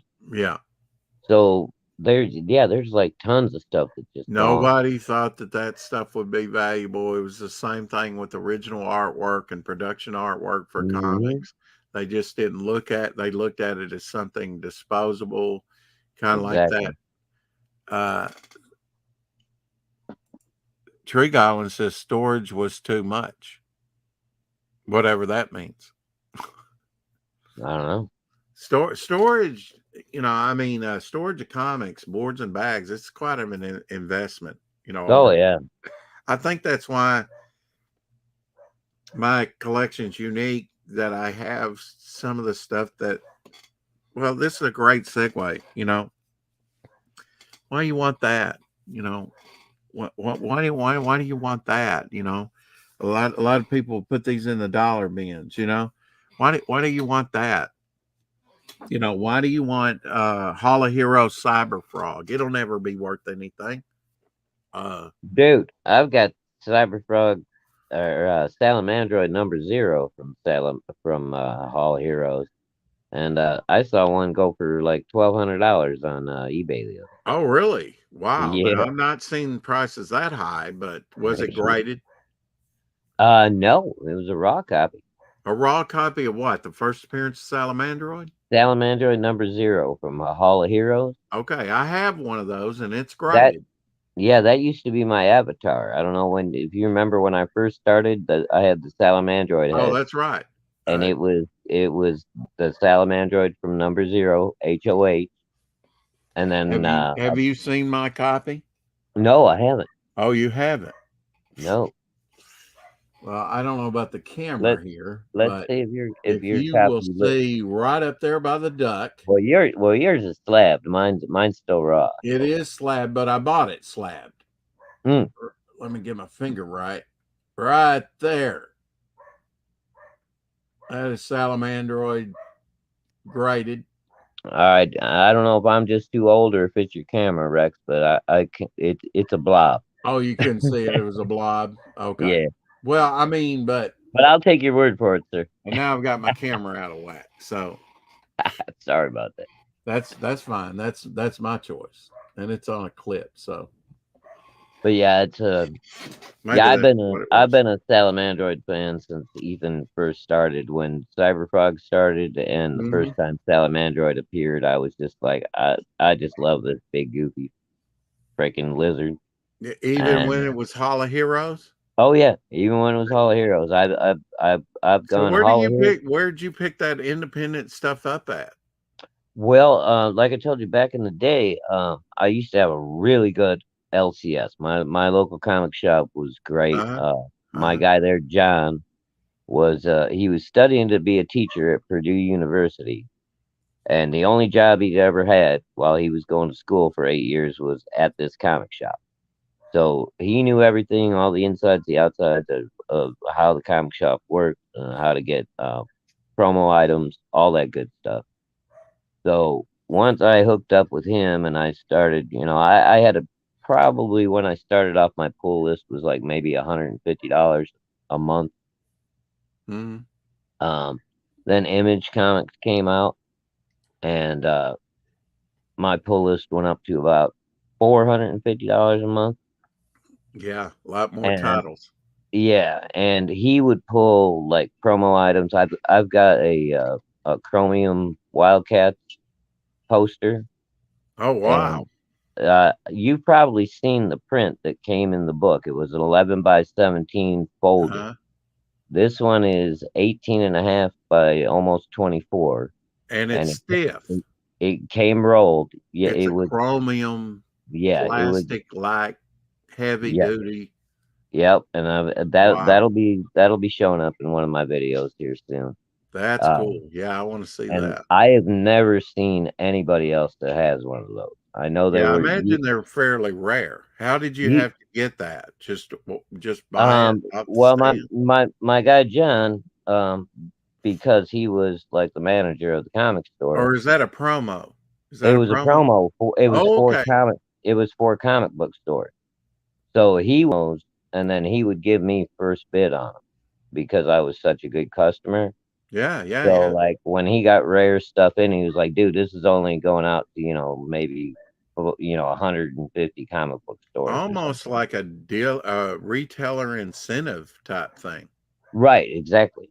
Yeah. They and I guess everybody like all Marvel, DC, and Image when they started used to do that with comic shops. They would give them special posters and this, that, and the other Hmm. for buying so many issues.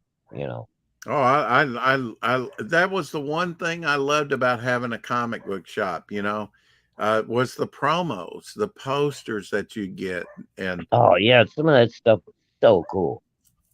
yeah, and rare, limited. I mean, I've always heard, oh, there's only about 3,000 something, maybe Exactly. back in my day was maybe about 3,500 or less than that, maybe, comic shops nationwide. And now it's even less than that. I mean, Oh uh, yeah. Obama really hurt, COVID really closed a bunch of them down.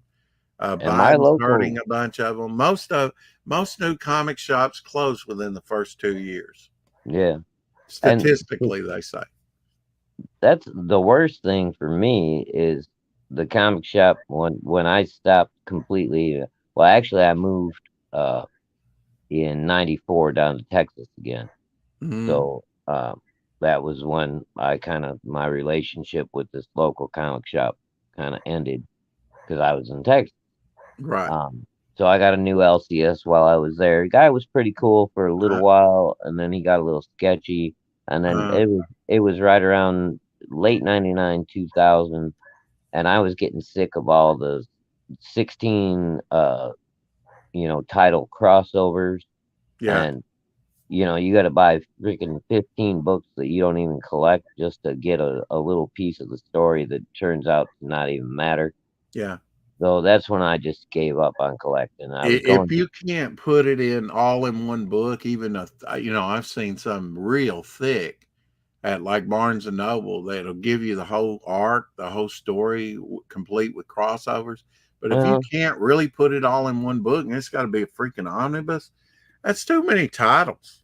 yeah, You and can't like I'm Batman's No Man Land. oh god, dude, it You was it know? was everywhere, and the X-Men crossovers. There was like what 12 books, I think, Yeah, and that's and too then many. they would put a chapter in each one of them, and then add, oh well, we're gonna throw Avengers in this month too, and then they're gonna, so sometimes you'd be buying 16 books a month that you normally didn't even buy, and that's when I just got tired of it all. I was like, you know what, I'm out. Yeah, I don't blame you. I've got to say hi to Dave from Genuine Comics. Hey, Dave. Genuine Comics, hell, how are you doing today, sir? Well, here I don't. You coming They in? have on Uh, YouTube. They have a really interesting. I did get my camera out of whack. Actually, this is the first appearance of my fan. it's your biggest fan, right? Yeah, it's my biggest fan. But this God, just that's an clips old joke, on, man. Jesus, I'm dating myself, ain't I? you may be. I've got to figure out how this thing. Okay, Dude, Carol's gonna be mad at you. You still look at haven't this turned. mess. Look at this mess. Oh, there's an alien head. Here you go, There is Carol. an alien head. Yep, yep, yep. She's gonna be mad at you. You haven't turned it around yet. There. I think that's a little bit back to normal. Maybe showing more of the shower than usual. Yeah, maybe a little more of the. There you go. No, no. It It's would be still, yeah, your left, right? yeah, but I don't know how much I can There you tweak go. this thing. That's good. Have to work on it. That looks about normal, dude. Yeah, I these don't you know put about. on the end of your antenna I just gotta tell on you your though. car. Yep. Yeah, I got those years ago at Dollar General Oh, okay. in You their remember little when? auto section. You remember when Jack in the Box used to give you a little clown head to put on your antenna? Oh no, we don't have Jack in the Box around here. Oh, really? Oh man. No, Yeah, no, back but in I the have day. the Jack in the Box promo giveaway Pez. Oh, cool. Now Well, I Eric took it. Larson owns this character, but not at this time. This was created by Gully in prison. Actually, he was in prison. Really? Yeah, he's a pretty interesting character to study up on. Had I'll tell you really a what. hard time. He's really a great artist. That might be something interesting that I can do Love the on my ant channel at some character point. and images. This was the image, but now he also published independent. I've shown those. I thought you watched this every day because I know. Now you were talking Uh, about polybags. Here's a polybag with most Jack of the time I Kirby was and just Rob listening, Rex, because Liefeld inks over I was Jack. driving. Rob Liefeld inks over Jack Kirby. What? Yes, Phantom Force #1 from Image. Oh shit! I got that. Yeah, Rob Liefeld inks over Jack Kirby. I did not realize that at Yeah, the time. Well, like I told you, it says right here on this rock, right there on that rock. It's got their signatures. Oh, that's amazing, dude. Yeah, but But now yeah, this like I is said, some of the last stuff he did before he passed away. That and the Tops comics stuff. right. Mm-hmm. Yeah, but when Image first started, like I said, I had such a good relationship with my local guy that I just went, everything that Image puts out, just pull it for me and put it in my box. I'll come pick it up at the end of the month. And the nice thing too was he bagged and boarded everything for you. So Bizarre Heroes, Don Simpson, okay, Fisco Comics. I thought that said Bizarre Hearts at first. Bizarre Hero. Don Simpson, what where do I know Don? He did Yarn Man, he did Mega Man, wasn't it? Oh, yeah. Okay. Yeah. Was he a Mad Magazine guy for a little while? Oh, I don't know. His style certainly would be, or All Red. All Red would be a good Mad Magazine type. Oh, yeah, All Red was Yeah. he'd definitely be a Mad Magazine style. DEFCON 4, #3 from Image. Black.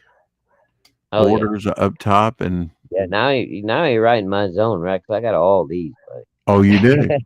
oh, like I said, I bought everything Image put out for like the first 3 years. Oh, So okay. every new title they put out, I just told my guy at the shop, I said, if Image puts out something new, just put it in my box. I'll pick it up at the end of the month. So you've got some DEFCON 4? Mm-hmm. You did? Oh, yeah. Okay, so this would have been within the first 3 years, probably. I believe so. Okay. That So last that's an last early Image one. Yeah, the last But one. that's one most people don't know about. Dude, there was a lot of them that didn't last very long. Yeah, I mean, yeah. they That's just true. popped up and they maybe 3, 4, 6 issues. Well, and then even they went later, away. like RT Bear's Black and White only lasted 3 issues, right? But I Yeah, remember yeah, it. and I've got 2 out of the original 3. I didn't get the third one. Fantastic comics. Okay, Project no. Tracker, 0 issue, a 0 issue, Nice. premiere issue though. And I'm gonna guess that was right around the early 90s because that's when 0 issues became really popular. Yeah, probably so. I think this is probably like a map, the little drawings there. I think I told you before, Rex, right? When DC did 0 Hour and they put out the 0 issue of all, I believe it was still still the big 52 at the time. But I've got every one of those, like every Zero issue. I told my comic book guys that I want them all. Just put Yeah, them in I the don't box. know. I don't know if I have a complete thing yet, but I'm trying to complete them, and get get all the Zero ones. And I don't know if anybody really even cares about that stuff, but it was cool About at the what? time. About what? Uh, about the whole Zero issue, DC reset at the time. And remember that was when Uh-huh. Aquaman got his hand chewed off by the piranhas, Well, got no, his hip. I like it. I like the. Is that how he lost his hand? Yeah, he something happened and he woke up with his hand in his right hand was in the Amazon River when he Oh, woke up. And okay. before he woke up, that's what woke him up was the piranhas were chewing on his hand. So by the time he pulled it out of there was just like nothing but skeleton up to the wrist. Oh, wow. Okay. Is that when he got the harpoon? Yep. That Oh, was okay. right after the Zero issue. Here is Dead at 17 Revolution #1 from Viper Comics. And there's their logo with the sort of a viper with his mouth open. Sort of a propaganda poster type feel to it. Yeah, it's got kind of a Communist. I don't know. a little bit of. I bet Tommy Mark would like I bet he probably would too. Yeah. that. Do you have any Loudmouth Louie from Funky Devil Productions? Loudmouth? No, I don't believe I do. UFO alien cover.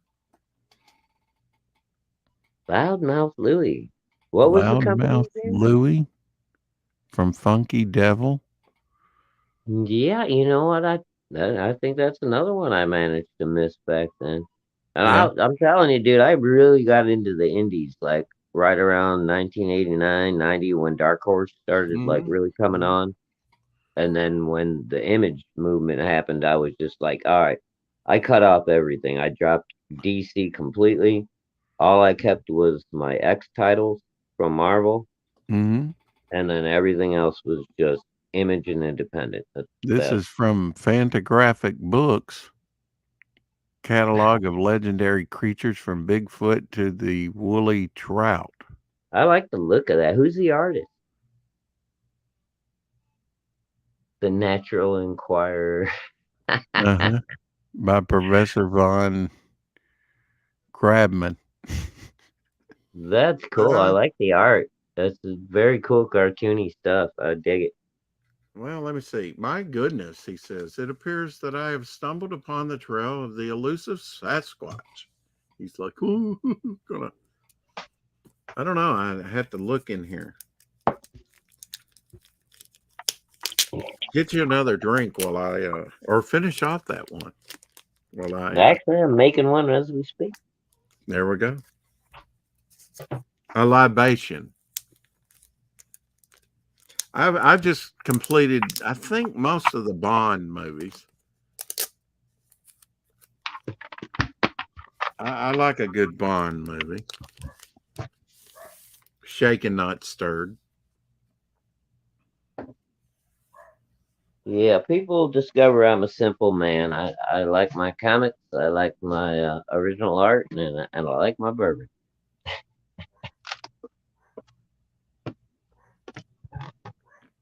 Creator R.L. Crab. Maybe he wasn't joking there. Professor Ron R.L. Crabman. Crab. Okay, I Uh, believe I've heard that name. well, the creator is R.L. Crab, but that doesn't mean that he's the artist.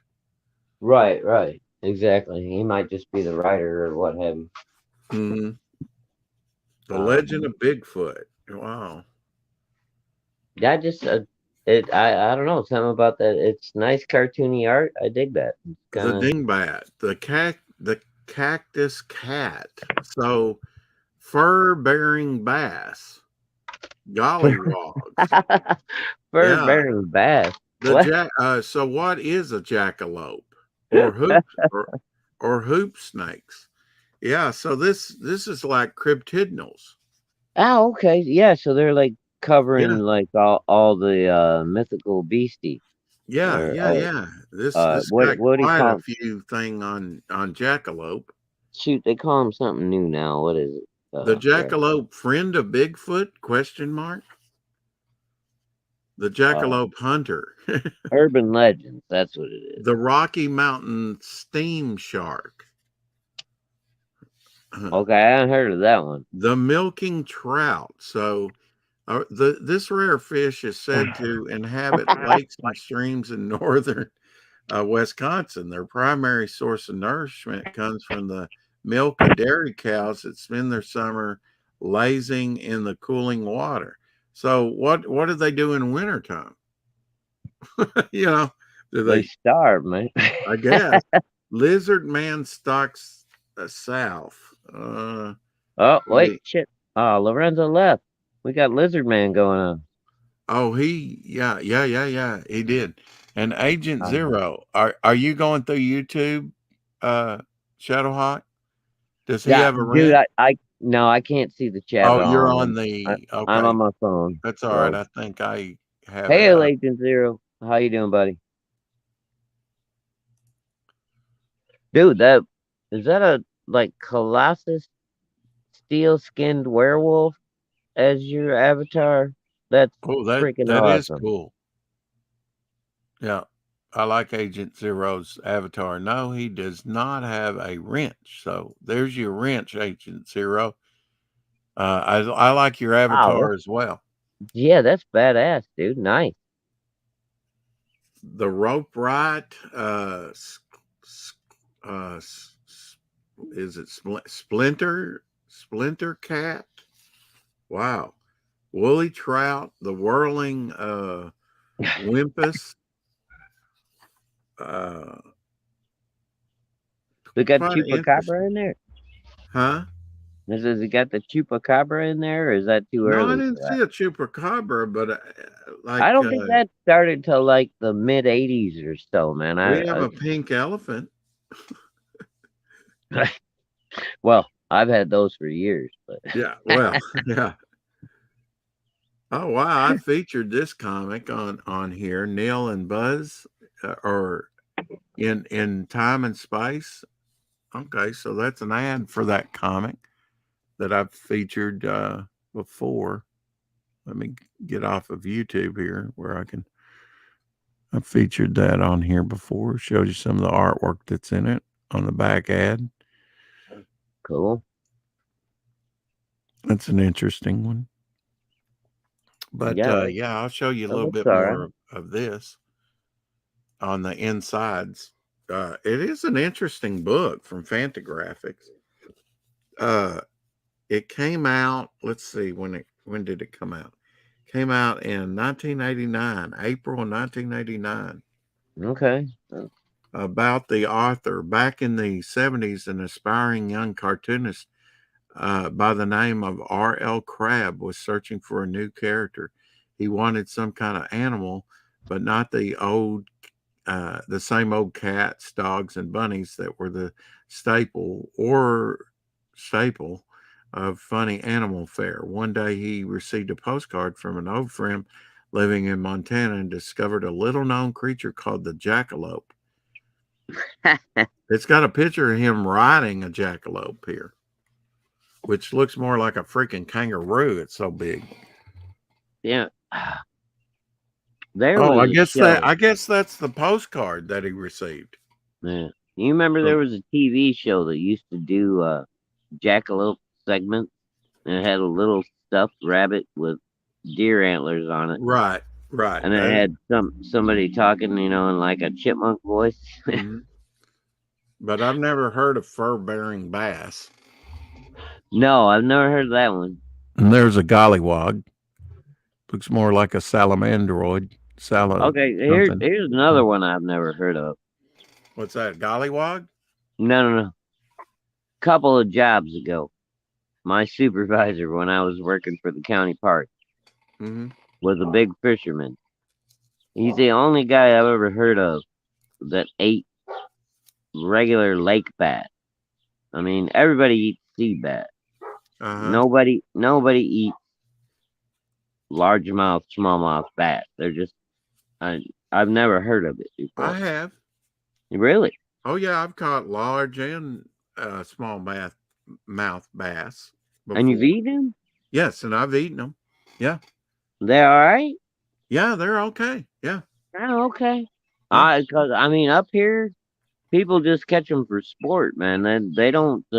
We don't eat them up here. We'll eat yeah, crappie, bluegill, all kind of stuff. But yeah, yeah. I bass mean, is like a sport fish up here. every fish has. Yeah, speaking of that, since you brought up bass, I had a very rare lure, probably the holy grail of lures. You know, Head and Lure came out with it in 1954. It was one of the first plastic lures ever made. It was about 2 inches, well, about 4 inches long with two treble hooks on it. And Oh, like one of the first rattlers. it wasn't a rattler. It was it had an eyelet and a bent head so that it was a top water lure that would do this on top of the water. Oh, cool. Large with two treble hooks on it on the bottom of it. But the Yeah, eyelet, that was it made had for a crooked catching head, big so it fish. would do this across the top of the water. There was only 24 of them made. Head and Lures made it for the first bass tournament ever played in 1954. It was worth about $1,600 Oh, when years ago. This has been decades ago when we looked into don't it. don't tell me that went up in the fire too. No, actually, I lost it in my pond, but I later fished it out. Okay. I did find, you know where I found it? A trash heap. Really? I found it in a small, like one of those little green Plano or whatever it is, fishing boxes, and with some grubs and worms, things like that. And so I took it out, and kept it. I fished with it. I lost it. It hung up in the roots, got about within 10 feet of me of a willow tree that was Oh, down there. And then later I fished it out. So I said, I'm not going to lose this old lure again. I'm not going to fish with it anymore. So I put it away. And then when I was married to my first wife, I'm trying to be nice. Certain other terminology is coming to mind. Anyway, I know the feeling, Rex. yeah. She we had a small leak, just like a washer, replace the washer or something, on one of the sinks. She says, if you'll fix that, then I'll, you can have that lure. And it's like it wasn't really hers to give, but I agreed to it. And so he fixed the leak and he took it, and he's got a big fishing collection. So it went in his collection. And That's then he cool. did the research for it. And what really irked me is I asked him about it a couple times, and finally he told me. He didn't want to tell me, because He he was didn't tell you probably want afraid to I tell was you what going it to was ask for worth, it back. right? Huh? And he didn't want to tell you what it was worth. Probably. Yeah. And that's the information he gave, that he contacted Head and Lures, and they said, yeah, it was made. Yeah. And I had seen in a lure guide, I'd looked, and lures might have been worth, at that time, top maybe $600.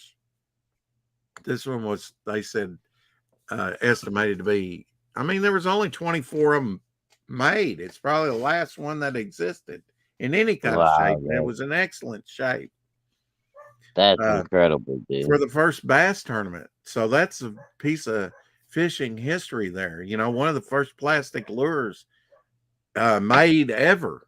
Yeah, they were made out of other things before that time, cork and glass. And you know what probably happened was, I bet you that lure got banned from the bass tournament the next year, because that's what happens every time somebody comes up with a really good new lure that Uh-huh. really like catches fish.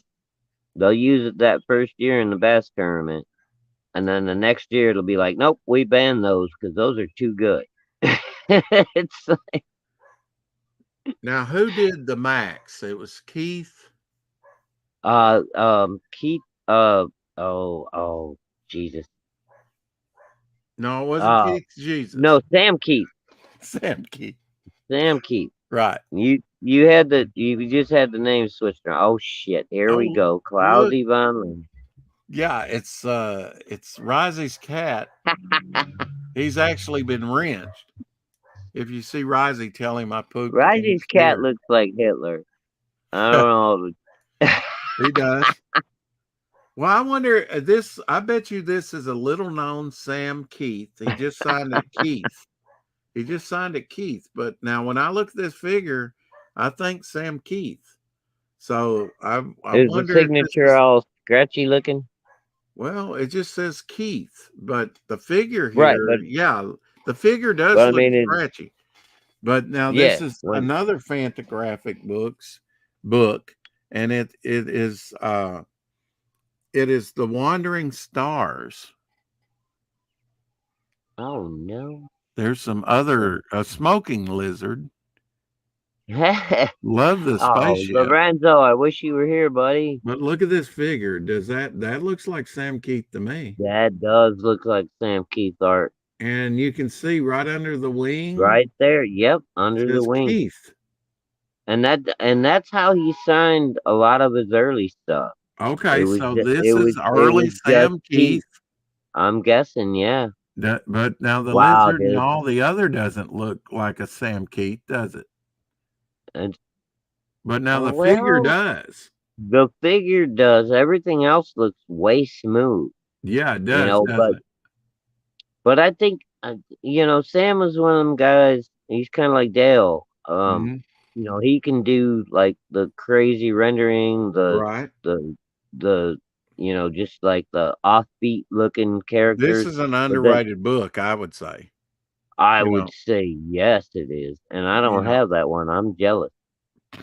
Well, it's Wandering Stars #1 from Fantagraphic Books, so get it. All right, I'm gonna be looking for that one. That's why I'm sharing my collection. You know what, Rex? I need that. I got a few things. I bet you're gonna want. Oh, I'm sure you do. I've got some promo stuff that's I think pretty rare, man. Risey might like this one.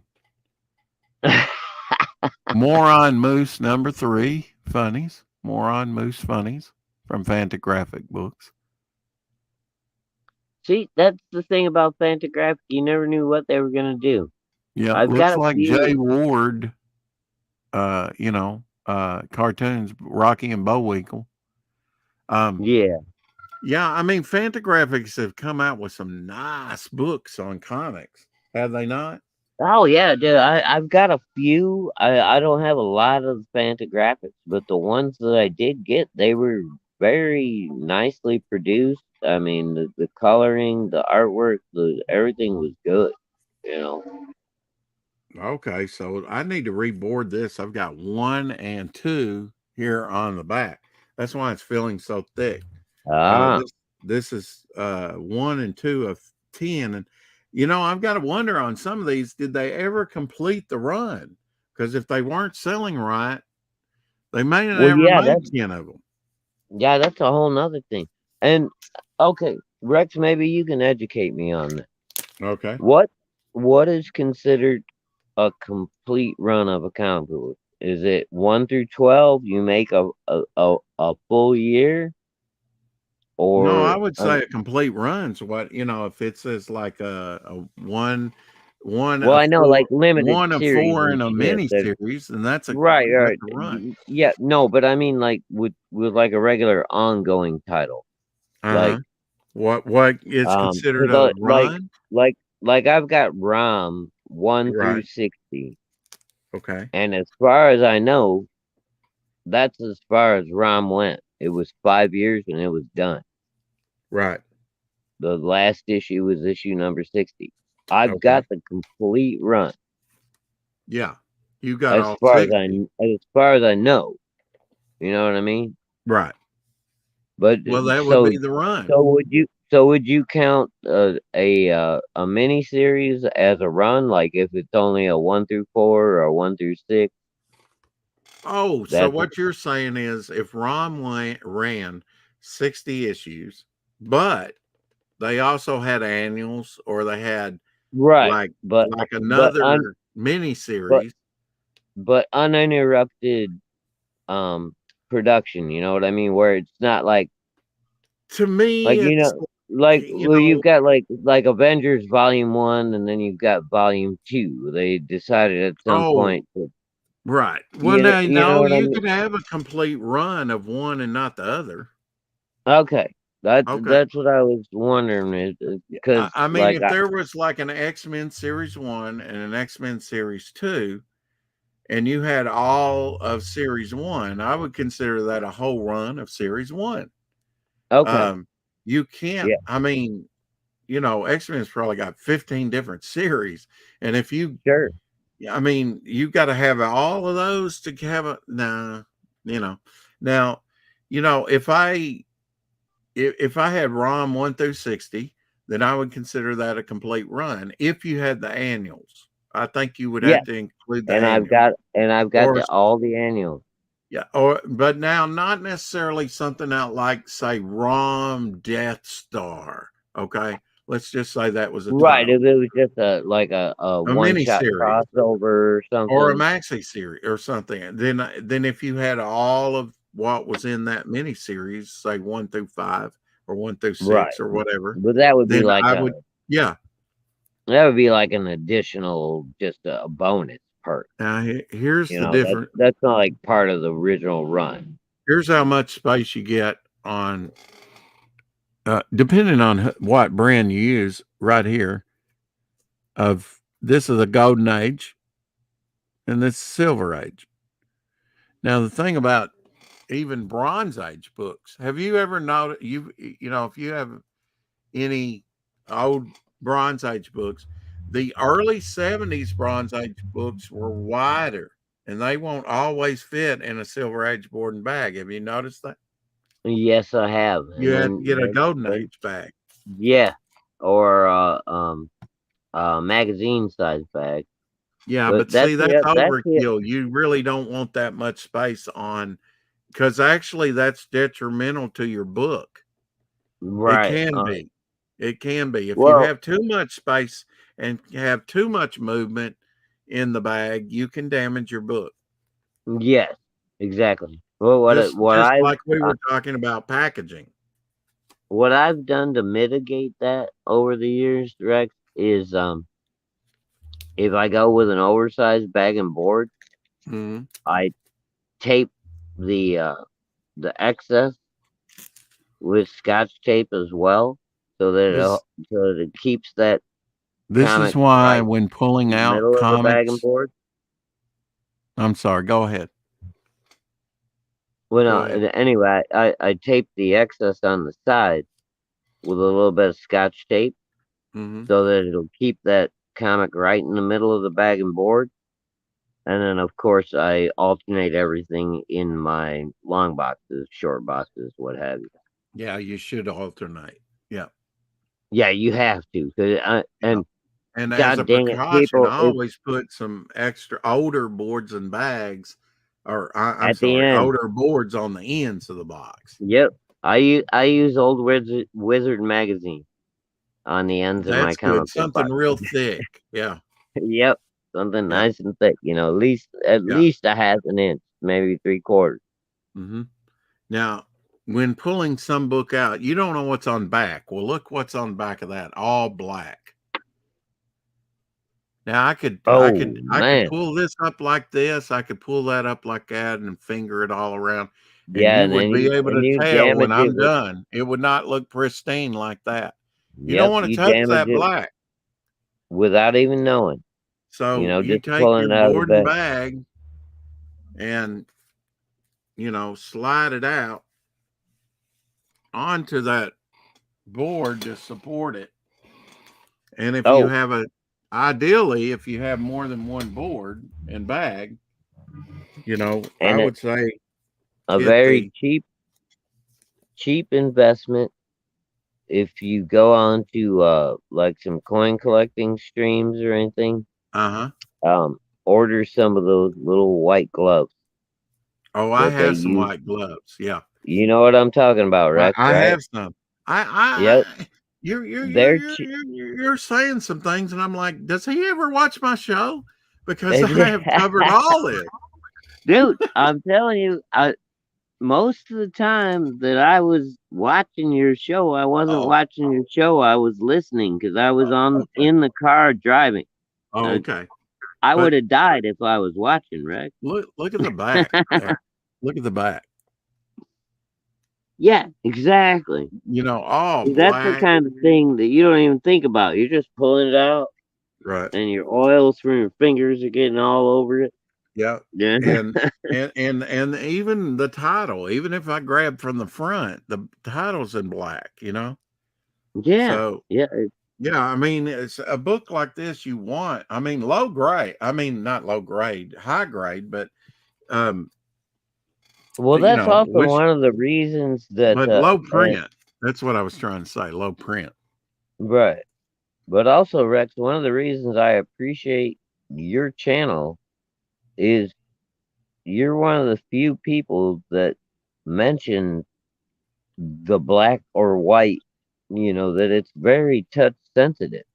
Yeah. Nobody else talks about that stuff. Yep. They're like, oh, yeah, hey, check this issue out. And it's all, but you got to know how to handle certain comics, especially if You they're do. really white or really black. If condition means anything, and it does, and everything. I Yeah, it mean, means everything. Yeah, right. if I had there's Greg. Hey, Greg. Is that Greg Hey. Levitre? Oh, hey, Greg. What's up, buddy? Yeah, it is important. Like if I had a 1964 Mustang and I have one in mint condition that's been in storage, taken out and driven a little bit, or the tire, you got, whatever, and then still in great shape, or I've got one that's been out on the road and got 3 million miles on it and has gotten dinks and stuff. Do you want the mint one or the used one? Which is going to be more valuable on the resale market? Well, of course, the mint one's going to be, right? Greg says it's been quite a while since I've been seen on a show. Shadow, super cool. Yeah, since I've seen you on a show. Yeah. Well, you weren't watching the other day. He was on here the other day as well, and Risey's cat there. Oh, Risey Greg, wants to shoot. show you. Please check out my YouTube channel. It's Shadow Hawk Talks. I'm just getting started, dude. Please check it out. Subscribe, ring the bell for notifications, all that good bullshit. Yeah, All right. you picked that Sorry, up Rex. from Apex Comics. That sounds like Apex Comics to me. Dude, Apex reminded me the other night. He's like, hey, man, you did 2 videos and you didn't say, sub, like, and subscribe. Oh, And I was like, I shit. heard him when he said that. Yeah, Yeah, no, he's good at Brett's good. that. He's a buddy of mine, man. I've been supporting Fembat for about 2 years now. I Oh, I bought saw a your Fembat stuff. I bought a I believe in an RV auction. I got an original Fembat page just about 2 years ago. And Okay, it took I a was like, little. dude, when are you putting out a book? I've been up Brett's ass, man, for like It, 2 years. Like, when's the book coming out? When's the book coming out? right. Keep after him. It took Yeah, a little it took a little doing, but there's Shadowhawk's link to his YouTube channel. Please go over there and subscribe. It's in the chat. call me again. Who's going to call you?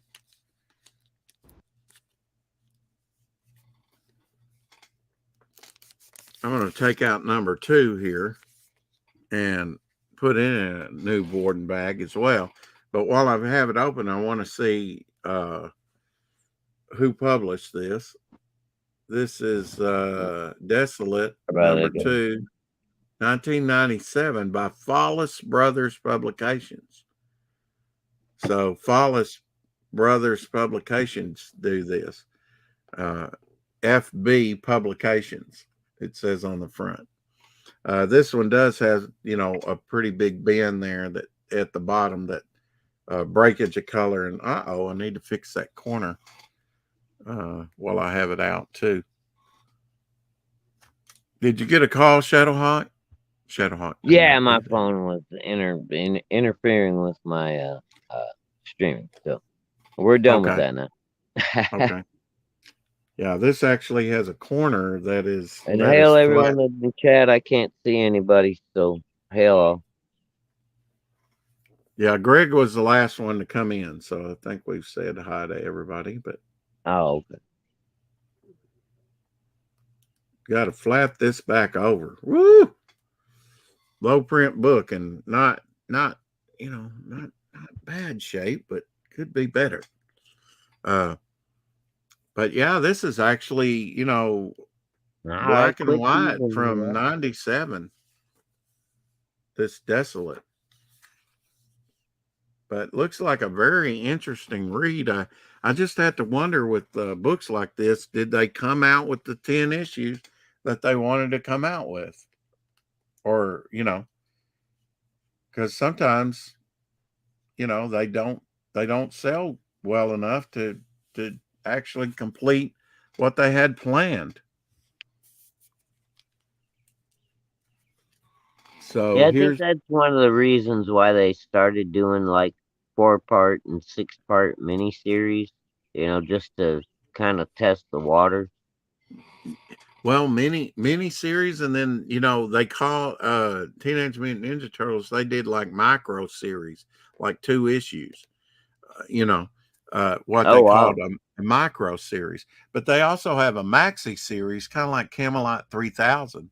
That was 12 issues, and they called that a maxi series.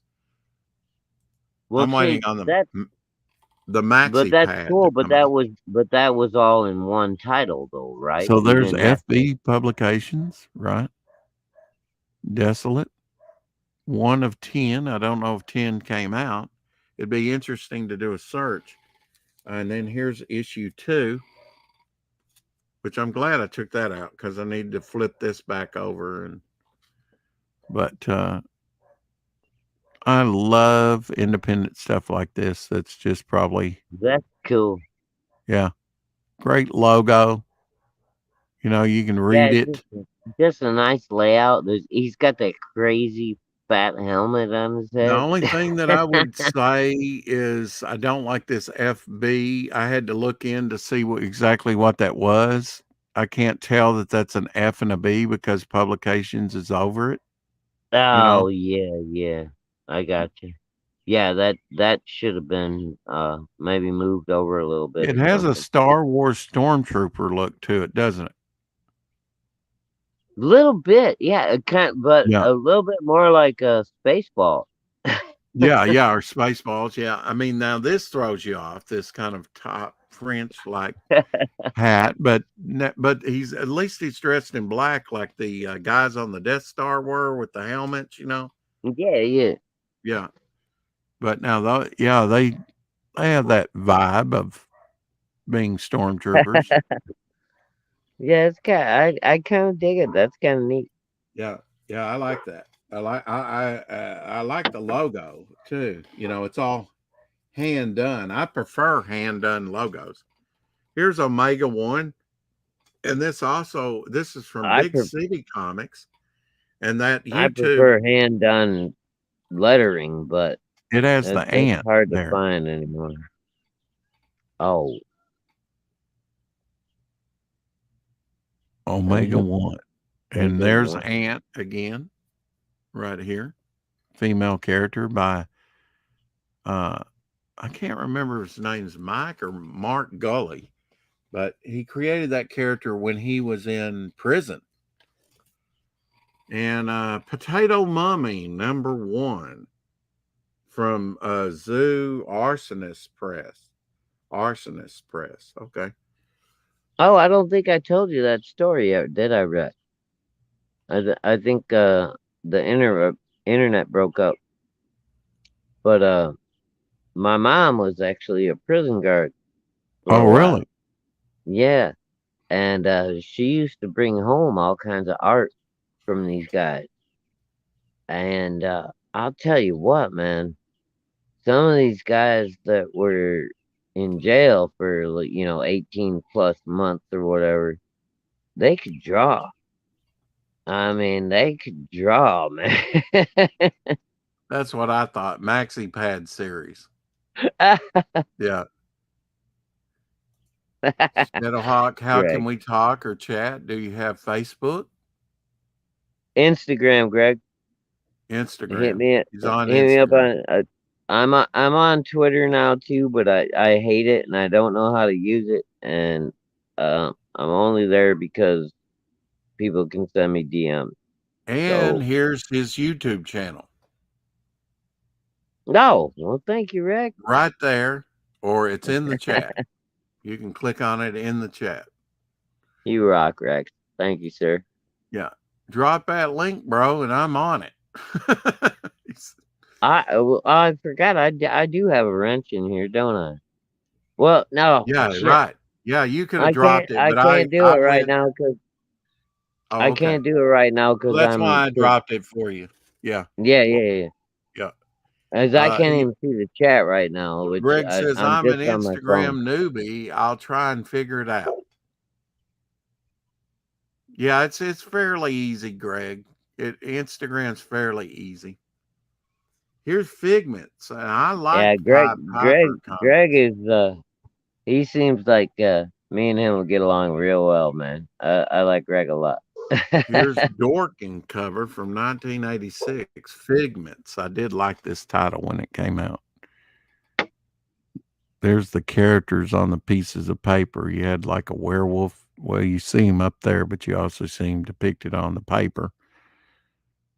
And you had this wild phantom-like character with the hair. And another character. This is number 2. Pied Piper comics. I did like Pied Piper comics. I like that cover. That's cool. Machine Man 2020, number 2. Oh, Machine Man, hello. He's one of my favorite Marvel characters, Machine Man. Barry Windsor Smith cover. I love Machine Man, but I don't like the look of him there. You don't? That's Barry Windsor Smith. Really? Yeah. Damn. He's going up again. Barry, but don't you think it's the coloring that's throwing you off too? Shouldn't he be purple instead of red? Yeah.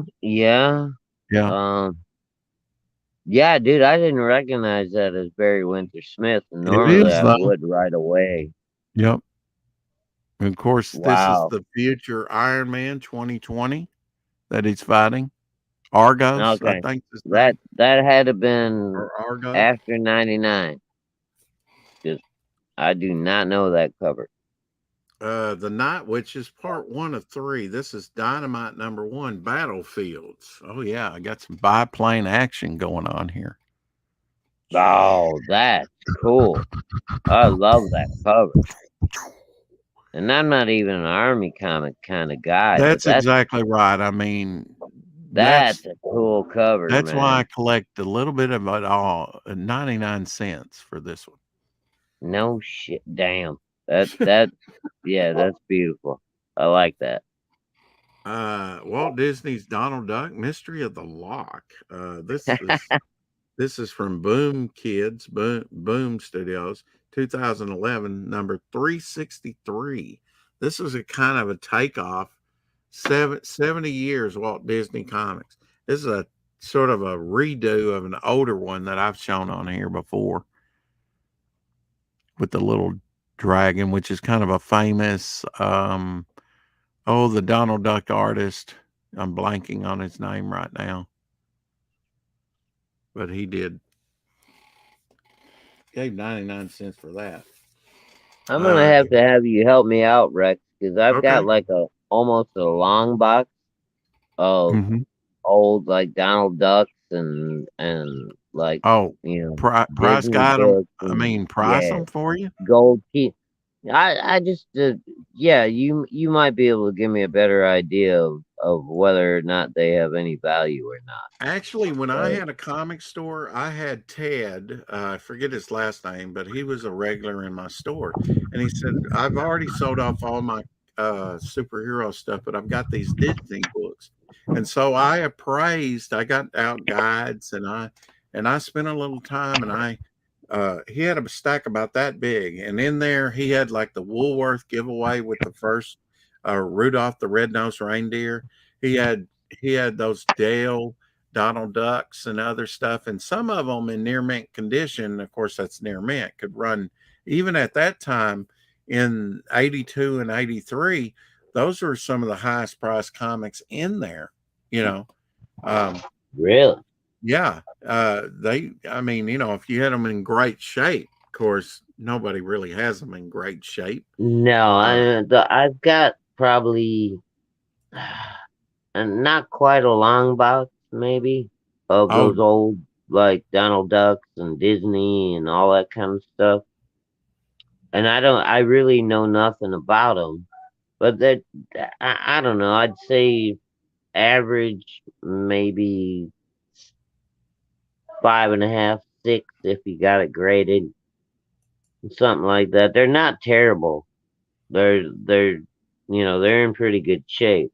hmm But I picked them up. But I remember I mentioned I think yesterday in the chat I'd that be I bought. happy to help you with that. A lot of that is probably going to be Dale's, and they have a different numbering, but I have appraised a collection like that, and it was kind of tough because that was the first time I'd ever done anything like that. Yeah, But cool.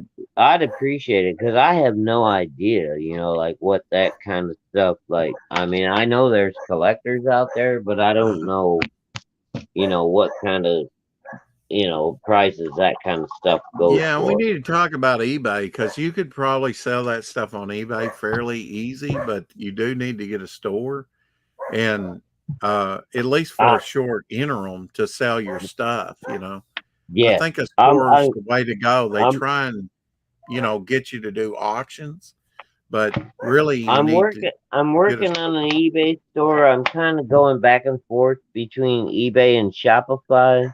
Yeah, well, before Um, you do eBay or Shopify, you have a digital camera, I guess, to take pictures with. you right now just my phone.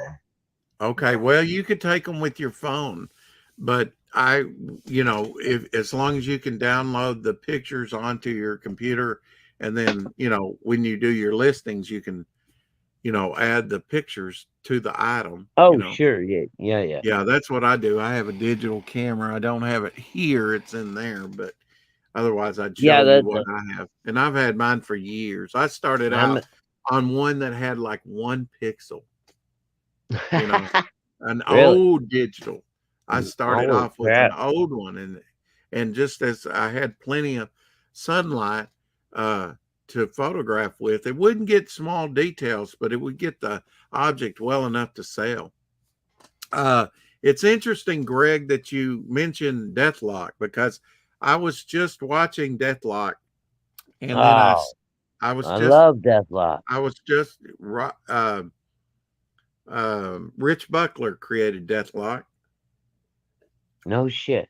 He Okay. says he loved the Deathlock back in the day. I had the first series in early monthly. I had the first series too, except for his first appearance, which was George Perez artwork. But I was just watching Deathlock, Greg, on where he goes up against all these Deathlocks are coming.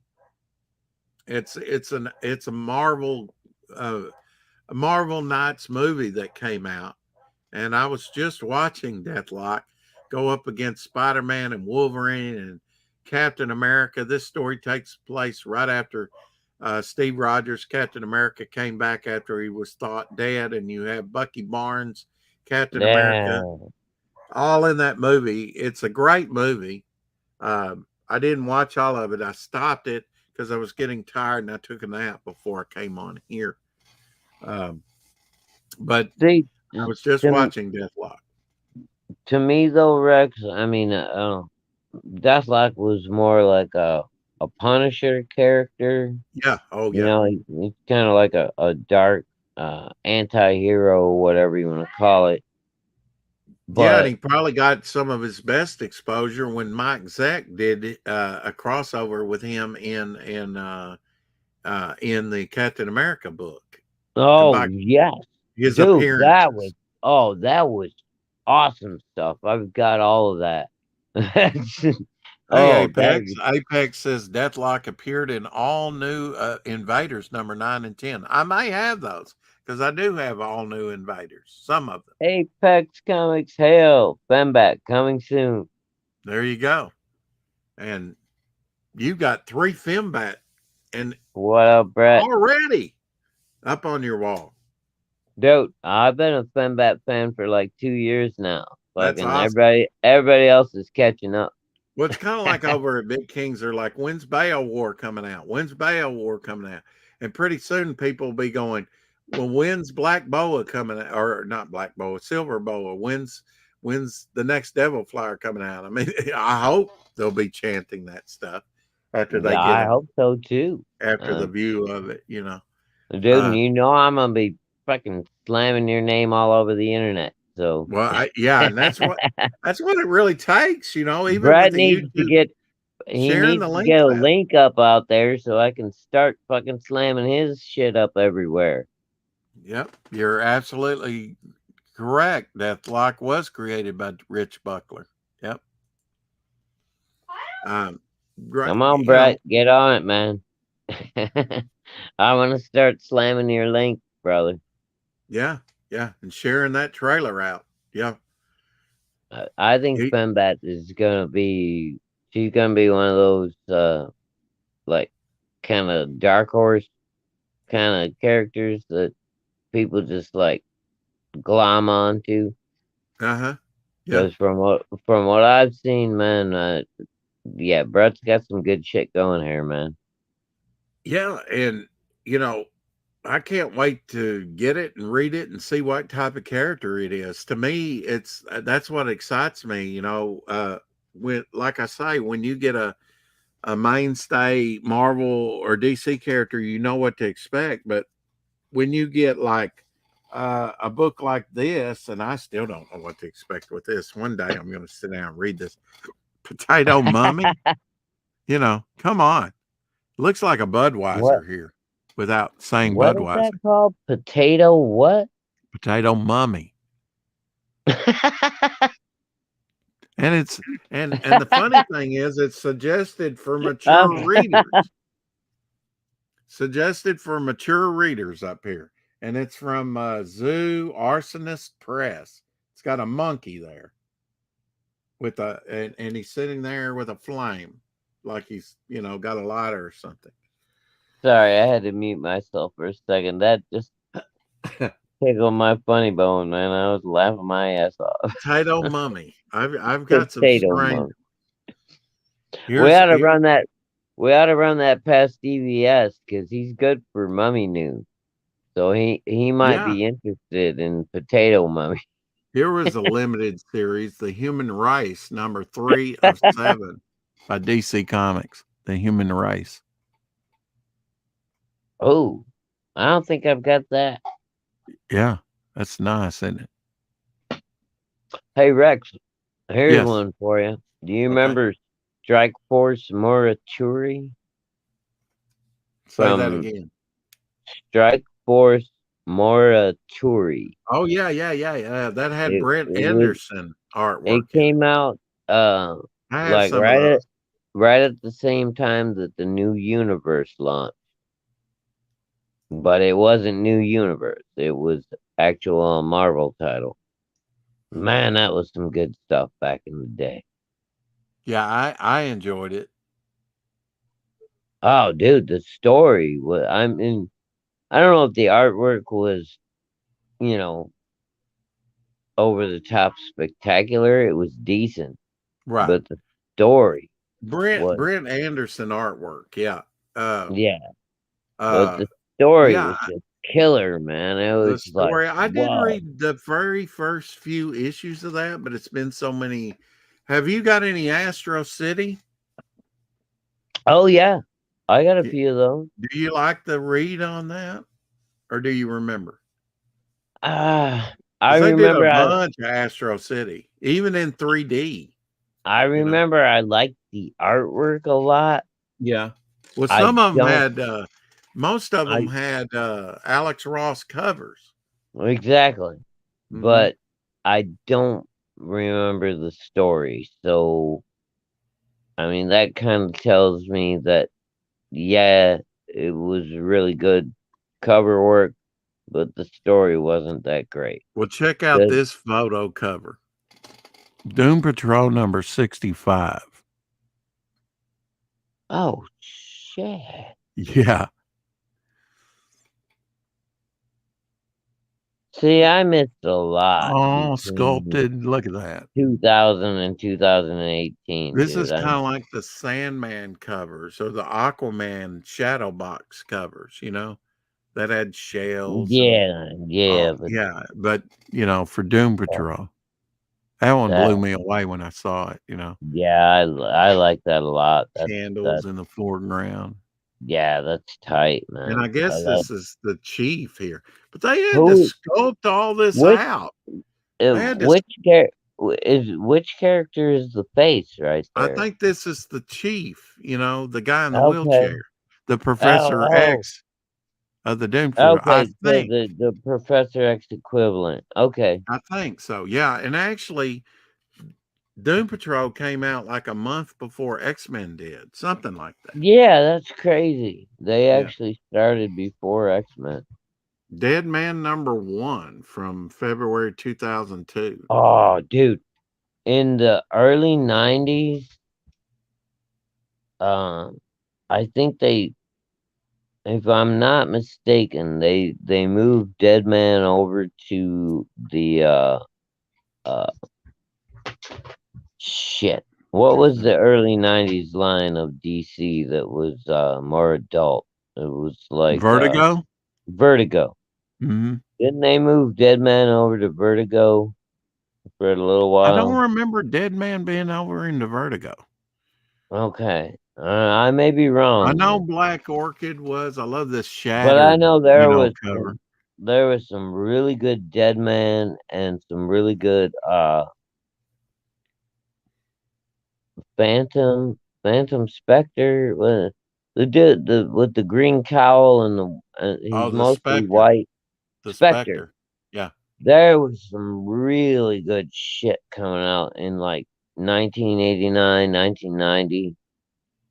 Just good stuff, man. They had glow in the dark covers.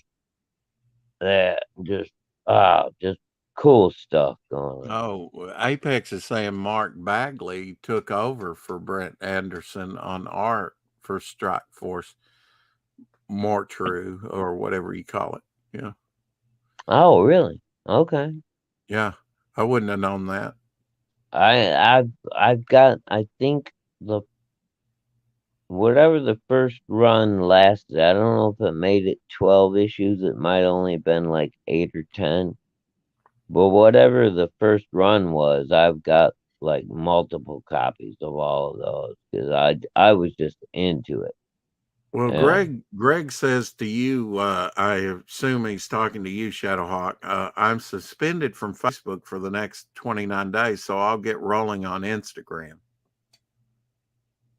And Oh, Apex cool. Comics says Neil Adams drawing Dead Man was awesome. And Neil Oh, Adams Spectre. Yeah. yeah. Oh, Apex. Anything Yeah. Neil Adams. Yeah, dude. Yeah. Oh, God, Neil Adams, Spectre, And and this is Batman. a black sensitive cover. Beautiful. This is number 3 from April 2002. Dead Man with the Mike Mignola, Mr. Hellboy himself cover. Do you like Mike Mignola? It depends. It kind of depends. Do you like this one? I like that one. Yeah. I like that one a lot. Yeah. But I can take him. He's not my favorite, but there's some people out there that, oh, Hellboy, he's the greatest. when he Here's got another into one. when he got into Hellboy, he started. Now I like that with the fish and bones and skulls. This is a pretty neat. And I don't want to be a dick, nobody be mad at me, but Yeah.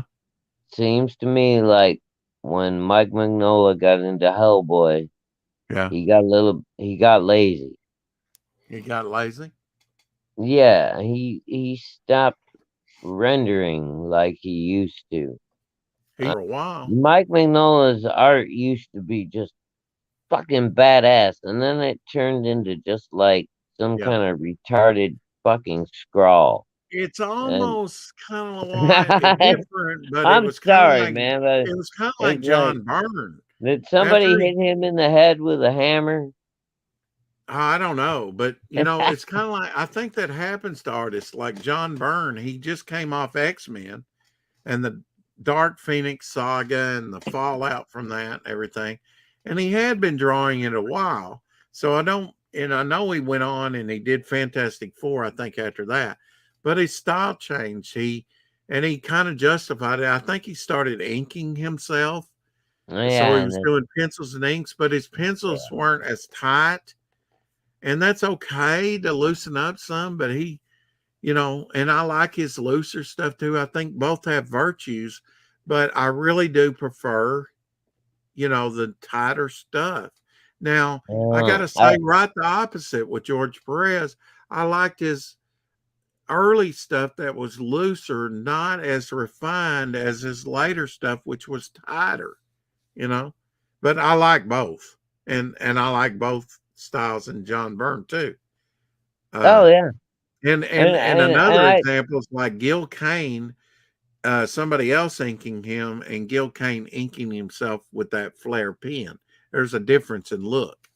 what I think the big difference, especially with John Byrne, like when he left Marvel and went to Dark Horse and Uh-huh. started doing indie comics, he focused more on the writing and not on the drawing. Right. And I get that, but like He might be spread a little thin if you're trying to write and draw. exactly, Yeah. exactly. But at the Apex same agrees with time, you. He like says Hellboy was Magnola's magnus opus, uh, yeah, high point, exactly. but he did get a little lazy. So he Uh, agrees with yeah, everything after that, he started like it just didn't seem like he put as much, attention into his drawing anymore. you. Mhm. Um, Here is exploding from the and to pages me, of and I don't know, everybody can, shit on me if you like, whatever. But comic books are a visual medium. First of all, you need to see the image that's yeah. going to draw you in, and then you check out the writing. Yeah, I mean, that's the way it But happens with a kid. I mean, this bullshit for the past 15 years where fucking goddamn everything's focused on the writer and not the artist, fuck off. I'm sorry. well, This you know a is a great visual analogy, medium. a great parallel with Magnolia, like Greg says, I dislike the way he draws Hellboy these days, is Savage Dragon. Eric Larson's done the same thing. His early Savage Dragon was probably Oh, decent compared to what he yeah, draws dude. today. Yeah, but It's Rex, laziness on every page. have you read any of the shit that Eric Larson is writing lately, though? Not really, but I have bought a Oh, Savage Dragon one or two, one or two issues here and there, but I don't nah, anymore. yeah, I've But got within the all, past year or so, a year or two, I bought one or two issues, I've and got I'm all the early Savage Dragon shit just because I yeah. bought everything that Image put out. But Greg yeah, says he has Hellboy has no shoulders. It's weird. something happened to that dude. I don't Shadow know. Shadowhawk is shooting from the hip. I dig his honesty. Apex says. Greg says Shadow Oh, dude, Dragon or that's Savage one thing Dragon was I will always sloppy ass art. I will always be honest about how I feel about shit. The one thing I don't do is I never lie to nobody ever. Mhm. That's one of my like credos that I live by. Well, I, you don't like being lied to, so why lie to somebody else? exactly, It's the Rick. golden rule, you Ex- know. Exactly, sir. I'm not Well, gonna tell you no bullshit, and you don't give me no bullshit. Okay? Like, Superboy plus Slither, which came exploding from the pages of Scare Tactics. Uh, uh, a Breton cover, I don't know. Issue 2, Slither. He's a little known character out of DC Universe. oh, that's a good looking cover, though. Who drew that? That's that's a painted cover done by uh Breton. Breton. Brianna? Okay. Uh-huh. He's Oh, done a he did he did some painted covers on Omega uh oh I want to say Omega Force, but that's not right. Right. Omega Men. Omega oh, Men okay. and he did the Black Terror. Uh just different things. He does painted covers. Bionic Not Woman, the Bionic artwork. Woman from The Dynamite, artwork number is 15. nice. Had to look and see who did this cover. That's really nice. Bionic Woman. Holy shit! And I just purchased. Now I may already own this, so I hadn't opened it up. I What are you don't have doing, any, weirdo? but the original Bionic Woman, Yeah. all 3 seasons. And I picked this up at Walmart for like $25. So not a bad deal for the original Bionic Woman, if you liked it, which I did. Especially when Sasquatch, showed up. I can still hear that music. Do do do do do do do. Yeah, nice Bionic Woman. Yeah. Uh, compare early Savage Dragon to early Cyber Force. Pit. Oh, Shadowhawk dropped out. Uh, here's the link again. I don't know if he's having technical issues or what, but there's the link. Compare early Savage Dragon to early Cyberforce, Pit, Wildcats, etc. It's not on par with them. Compared to some of his Marvel stuff, it's like he showed more love for Spider-Man and his Marvel stuff than he did his own character, Savage Dragon, in my opinion. Someone needs to set a fire underneath Larson and Magnola asses so they can draw better. Okay. He loves Lindsay Wagner, who's the Bionic Woman. Larson isn't worth fuel to start the fire. And here's the link to this stream if you want to come on. Shadowhawk or somebody. Manhattan Guardian. This is number 2 of 4 of 7 soldiers. A nice Guardian cover. Very nice. Guardian doesn't get much love. He was kind of like created by Jack Kirby and Joe Simon, I believe. Here's number 1 of 4. He's got a little changed up look, but you know who he is. He was kind of like the Captain America made for DC Comics. Because Captain America was timely, right, Marvel? Yep. Bloodbath, part 1 of 2, where Bloodlines End, number 1. They had a big thing here. This was early 1993.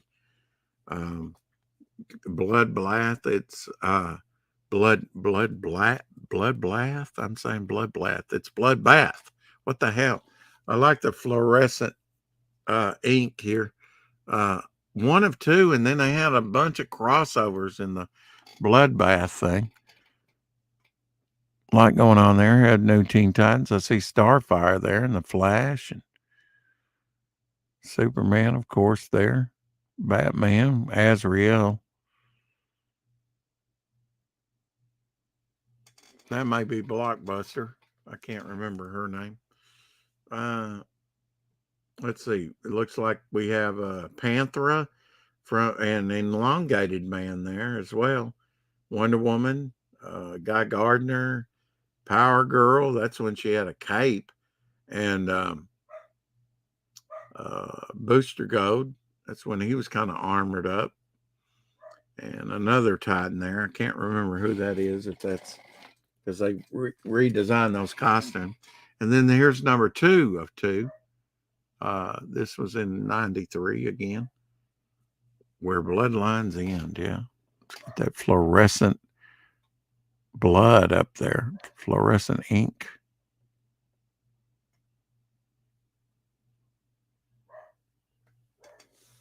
I guess Shadowhawk had difficulties with his phone. It might have overheated, but can't join you this time. Sorry, Greg says. No problem. No problem. We're about halfway through the box, and we have been going for over 2.5 hours. Strange Adventures, number 1. This is a Jim Starlin cover, and he also did the writing on this. What threat lurks in the dark zone? Very Frankensteinish looking Bizarro done by Jim Starlin. Very Frankensteinish. Like the Bulldog. Strange Adventures, number 1. Now, that is a Bizarro looking Bizarro. Little Adam Strange here.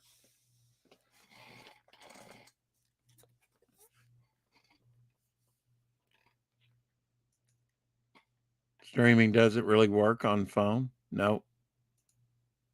It kind of does for a while. Yeah. And here,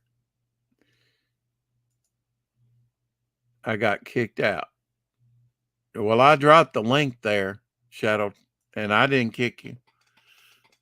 If you want to come back, you can.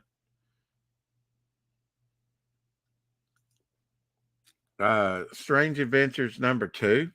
This is number 2 of 8. Another Jim Starlin cover. Again, a kind of a Frankensteinish looking Bizarro. Although I don't think as much Frankensteinish look as on cover 1 there. That's Blockhead there. Hey, good stuff.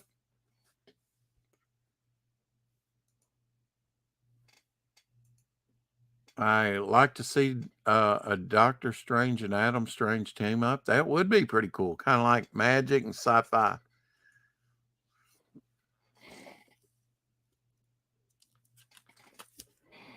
Here's Strange Adventures 3, Jim Starlin cover, and it writing in this series.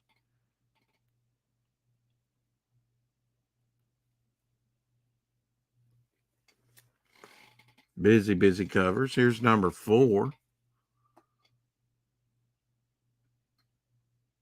Jim Starlin. Yeah, if you can come in for just a little bit, Shadowhawk again. If you can't, I understand.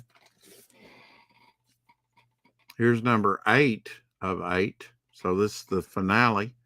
Has the Weird, his character, the Weird. I believe Jim Starlin created the Weird in the middle 80s. It also has the Starman with the shepherd hook up there.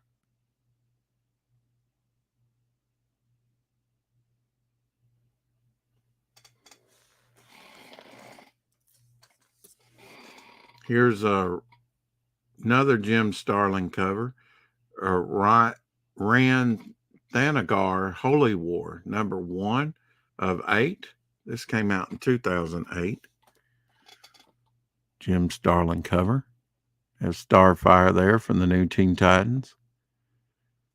I believe Captain Comet here. Hawkman, Adam Strange, Bizarro. And this character here, I believe Tiger or whatever his name was from the Omega Men. This is the Rand Thanagar Holy War dinosaur cover. Nice. With Animal Man on this one. And I believe this character again is that character from the Omega Man. Little dinosaur action going on there. Hawkman, Starfire really blasting the hell out of it. Here Adam Strange is with this little pea shooter. Like the sound effects. I paid extra to have those added. Please watch, sub, and notification and hit the notification bell. Yeah, Tigor from Omega Man. Okay. Couldn't remember his name. It's been too many years. Here's number 3 of 8. Another Jim Starlin cover. I like when the bad guy is that big, and the heroes appear small and like in the clutches of his hand. That's always effective. And number 4 of 8.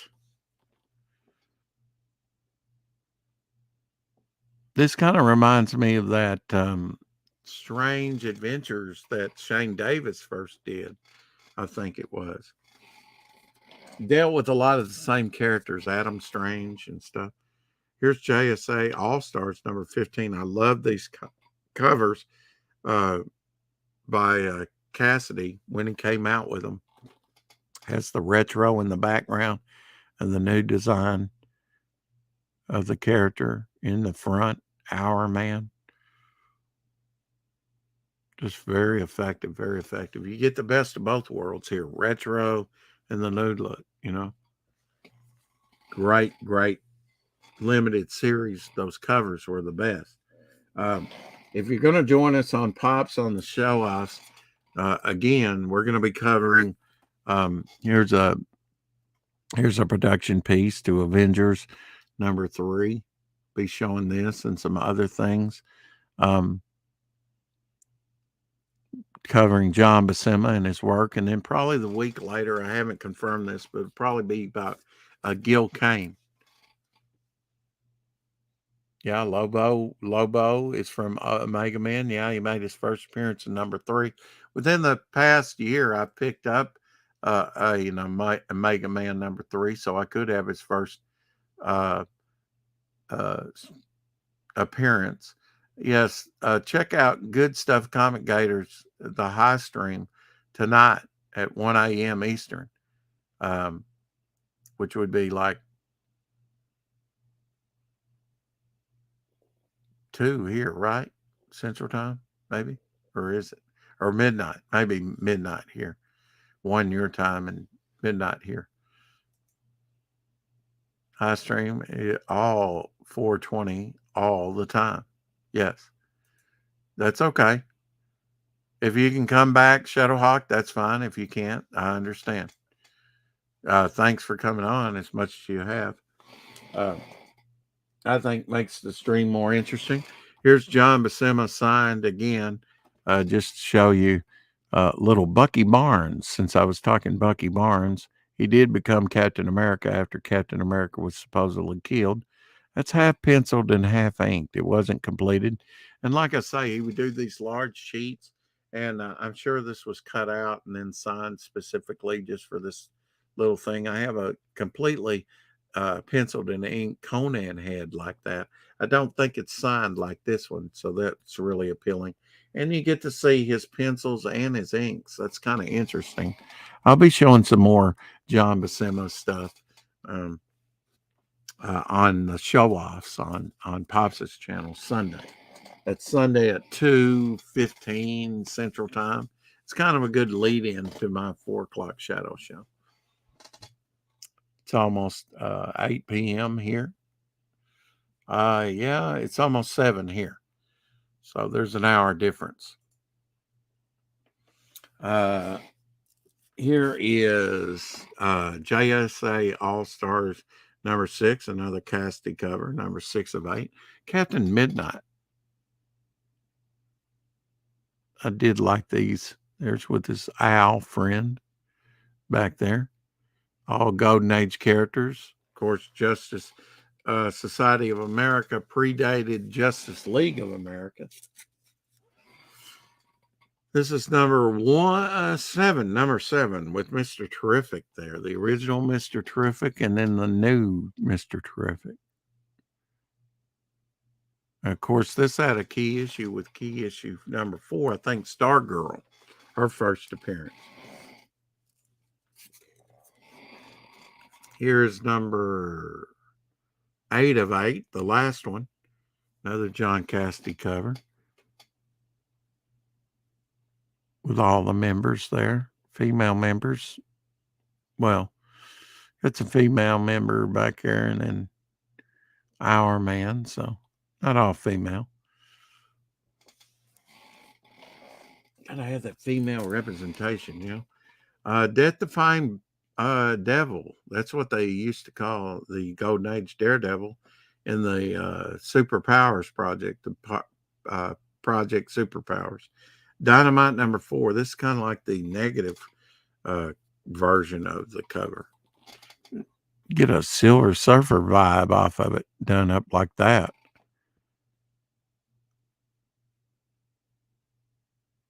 Devil. I guess they just called him Devil with the tagline, the Death-defying Devil.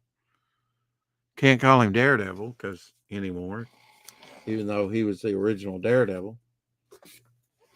And also from the Project Superpowers, Black Terror. This is from Dynamite, number 1. I think this is a Tim Sale cover. Nice Tim Sale. I like Tim Sale artwork. Black Terror. Fist of Justice. Oh. And that's about half the box. I'm going to save the other half for tomorrow, and maybe we'll have another guest on.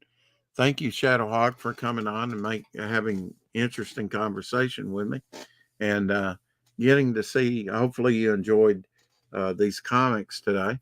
That's pretty much, on Wednesdays, all Comic Wednesday. So, and I like to show off the comics for sure. And we really had some good comic talk with Shadowhawk back. So, or now he's called Shadowhawk Talks. So I'm going to drop the link again. I think I still have it loaded up here. Bam. This should be Shadowhawk Talks, formerly Shadowhawk Backs, linked to his channel. So I think he had like 17 subscribers last time I looked. Yes. Tim Sale, Black Terror. Yeah. Terror. Yeah, I like some Tim Sale. And we'll pick it up with Black Terror again. This is a Greg Land cover. But we'll wait on that. I've got a George Tuska, limited George Tuska Black Terror in there as well. And let's see, I'm trying to think. There's some more independents. There's some great stuff in this box. So tune in tomorrow for the 4 o'clock shadow, and we'll say bye for now. Hate to end the broadcast, but I should go 3 hours, right? I'm not working. It rained yesterday, but I've got other things to do as well. So we'll end the broadcast for now and say bye and keep collecting. See ya.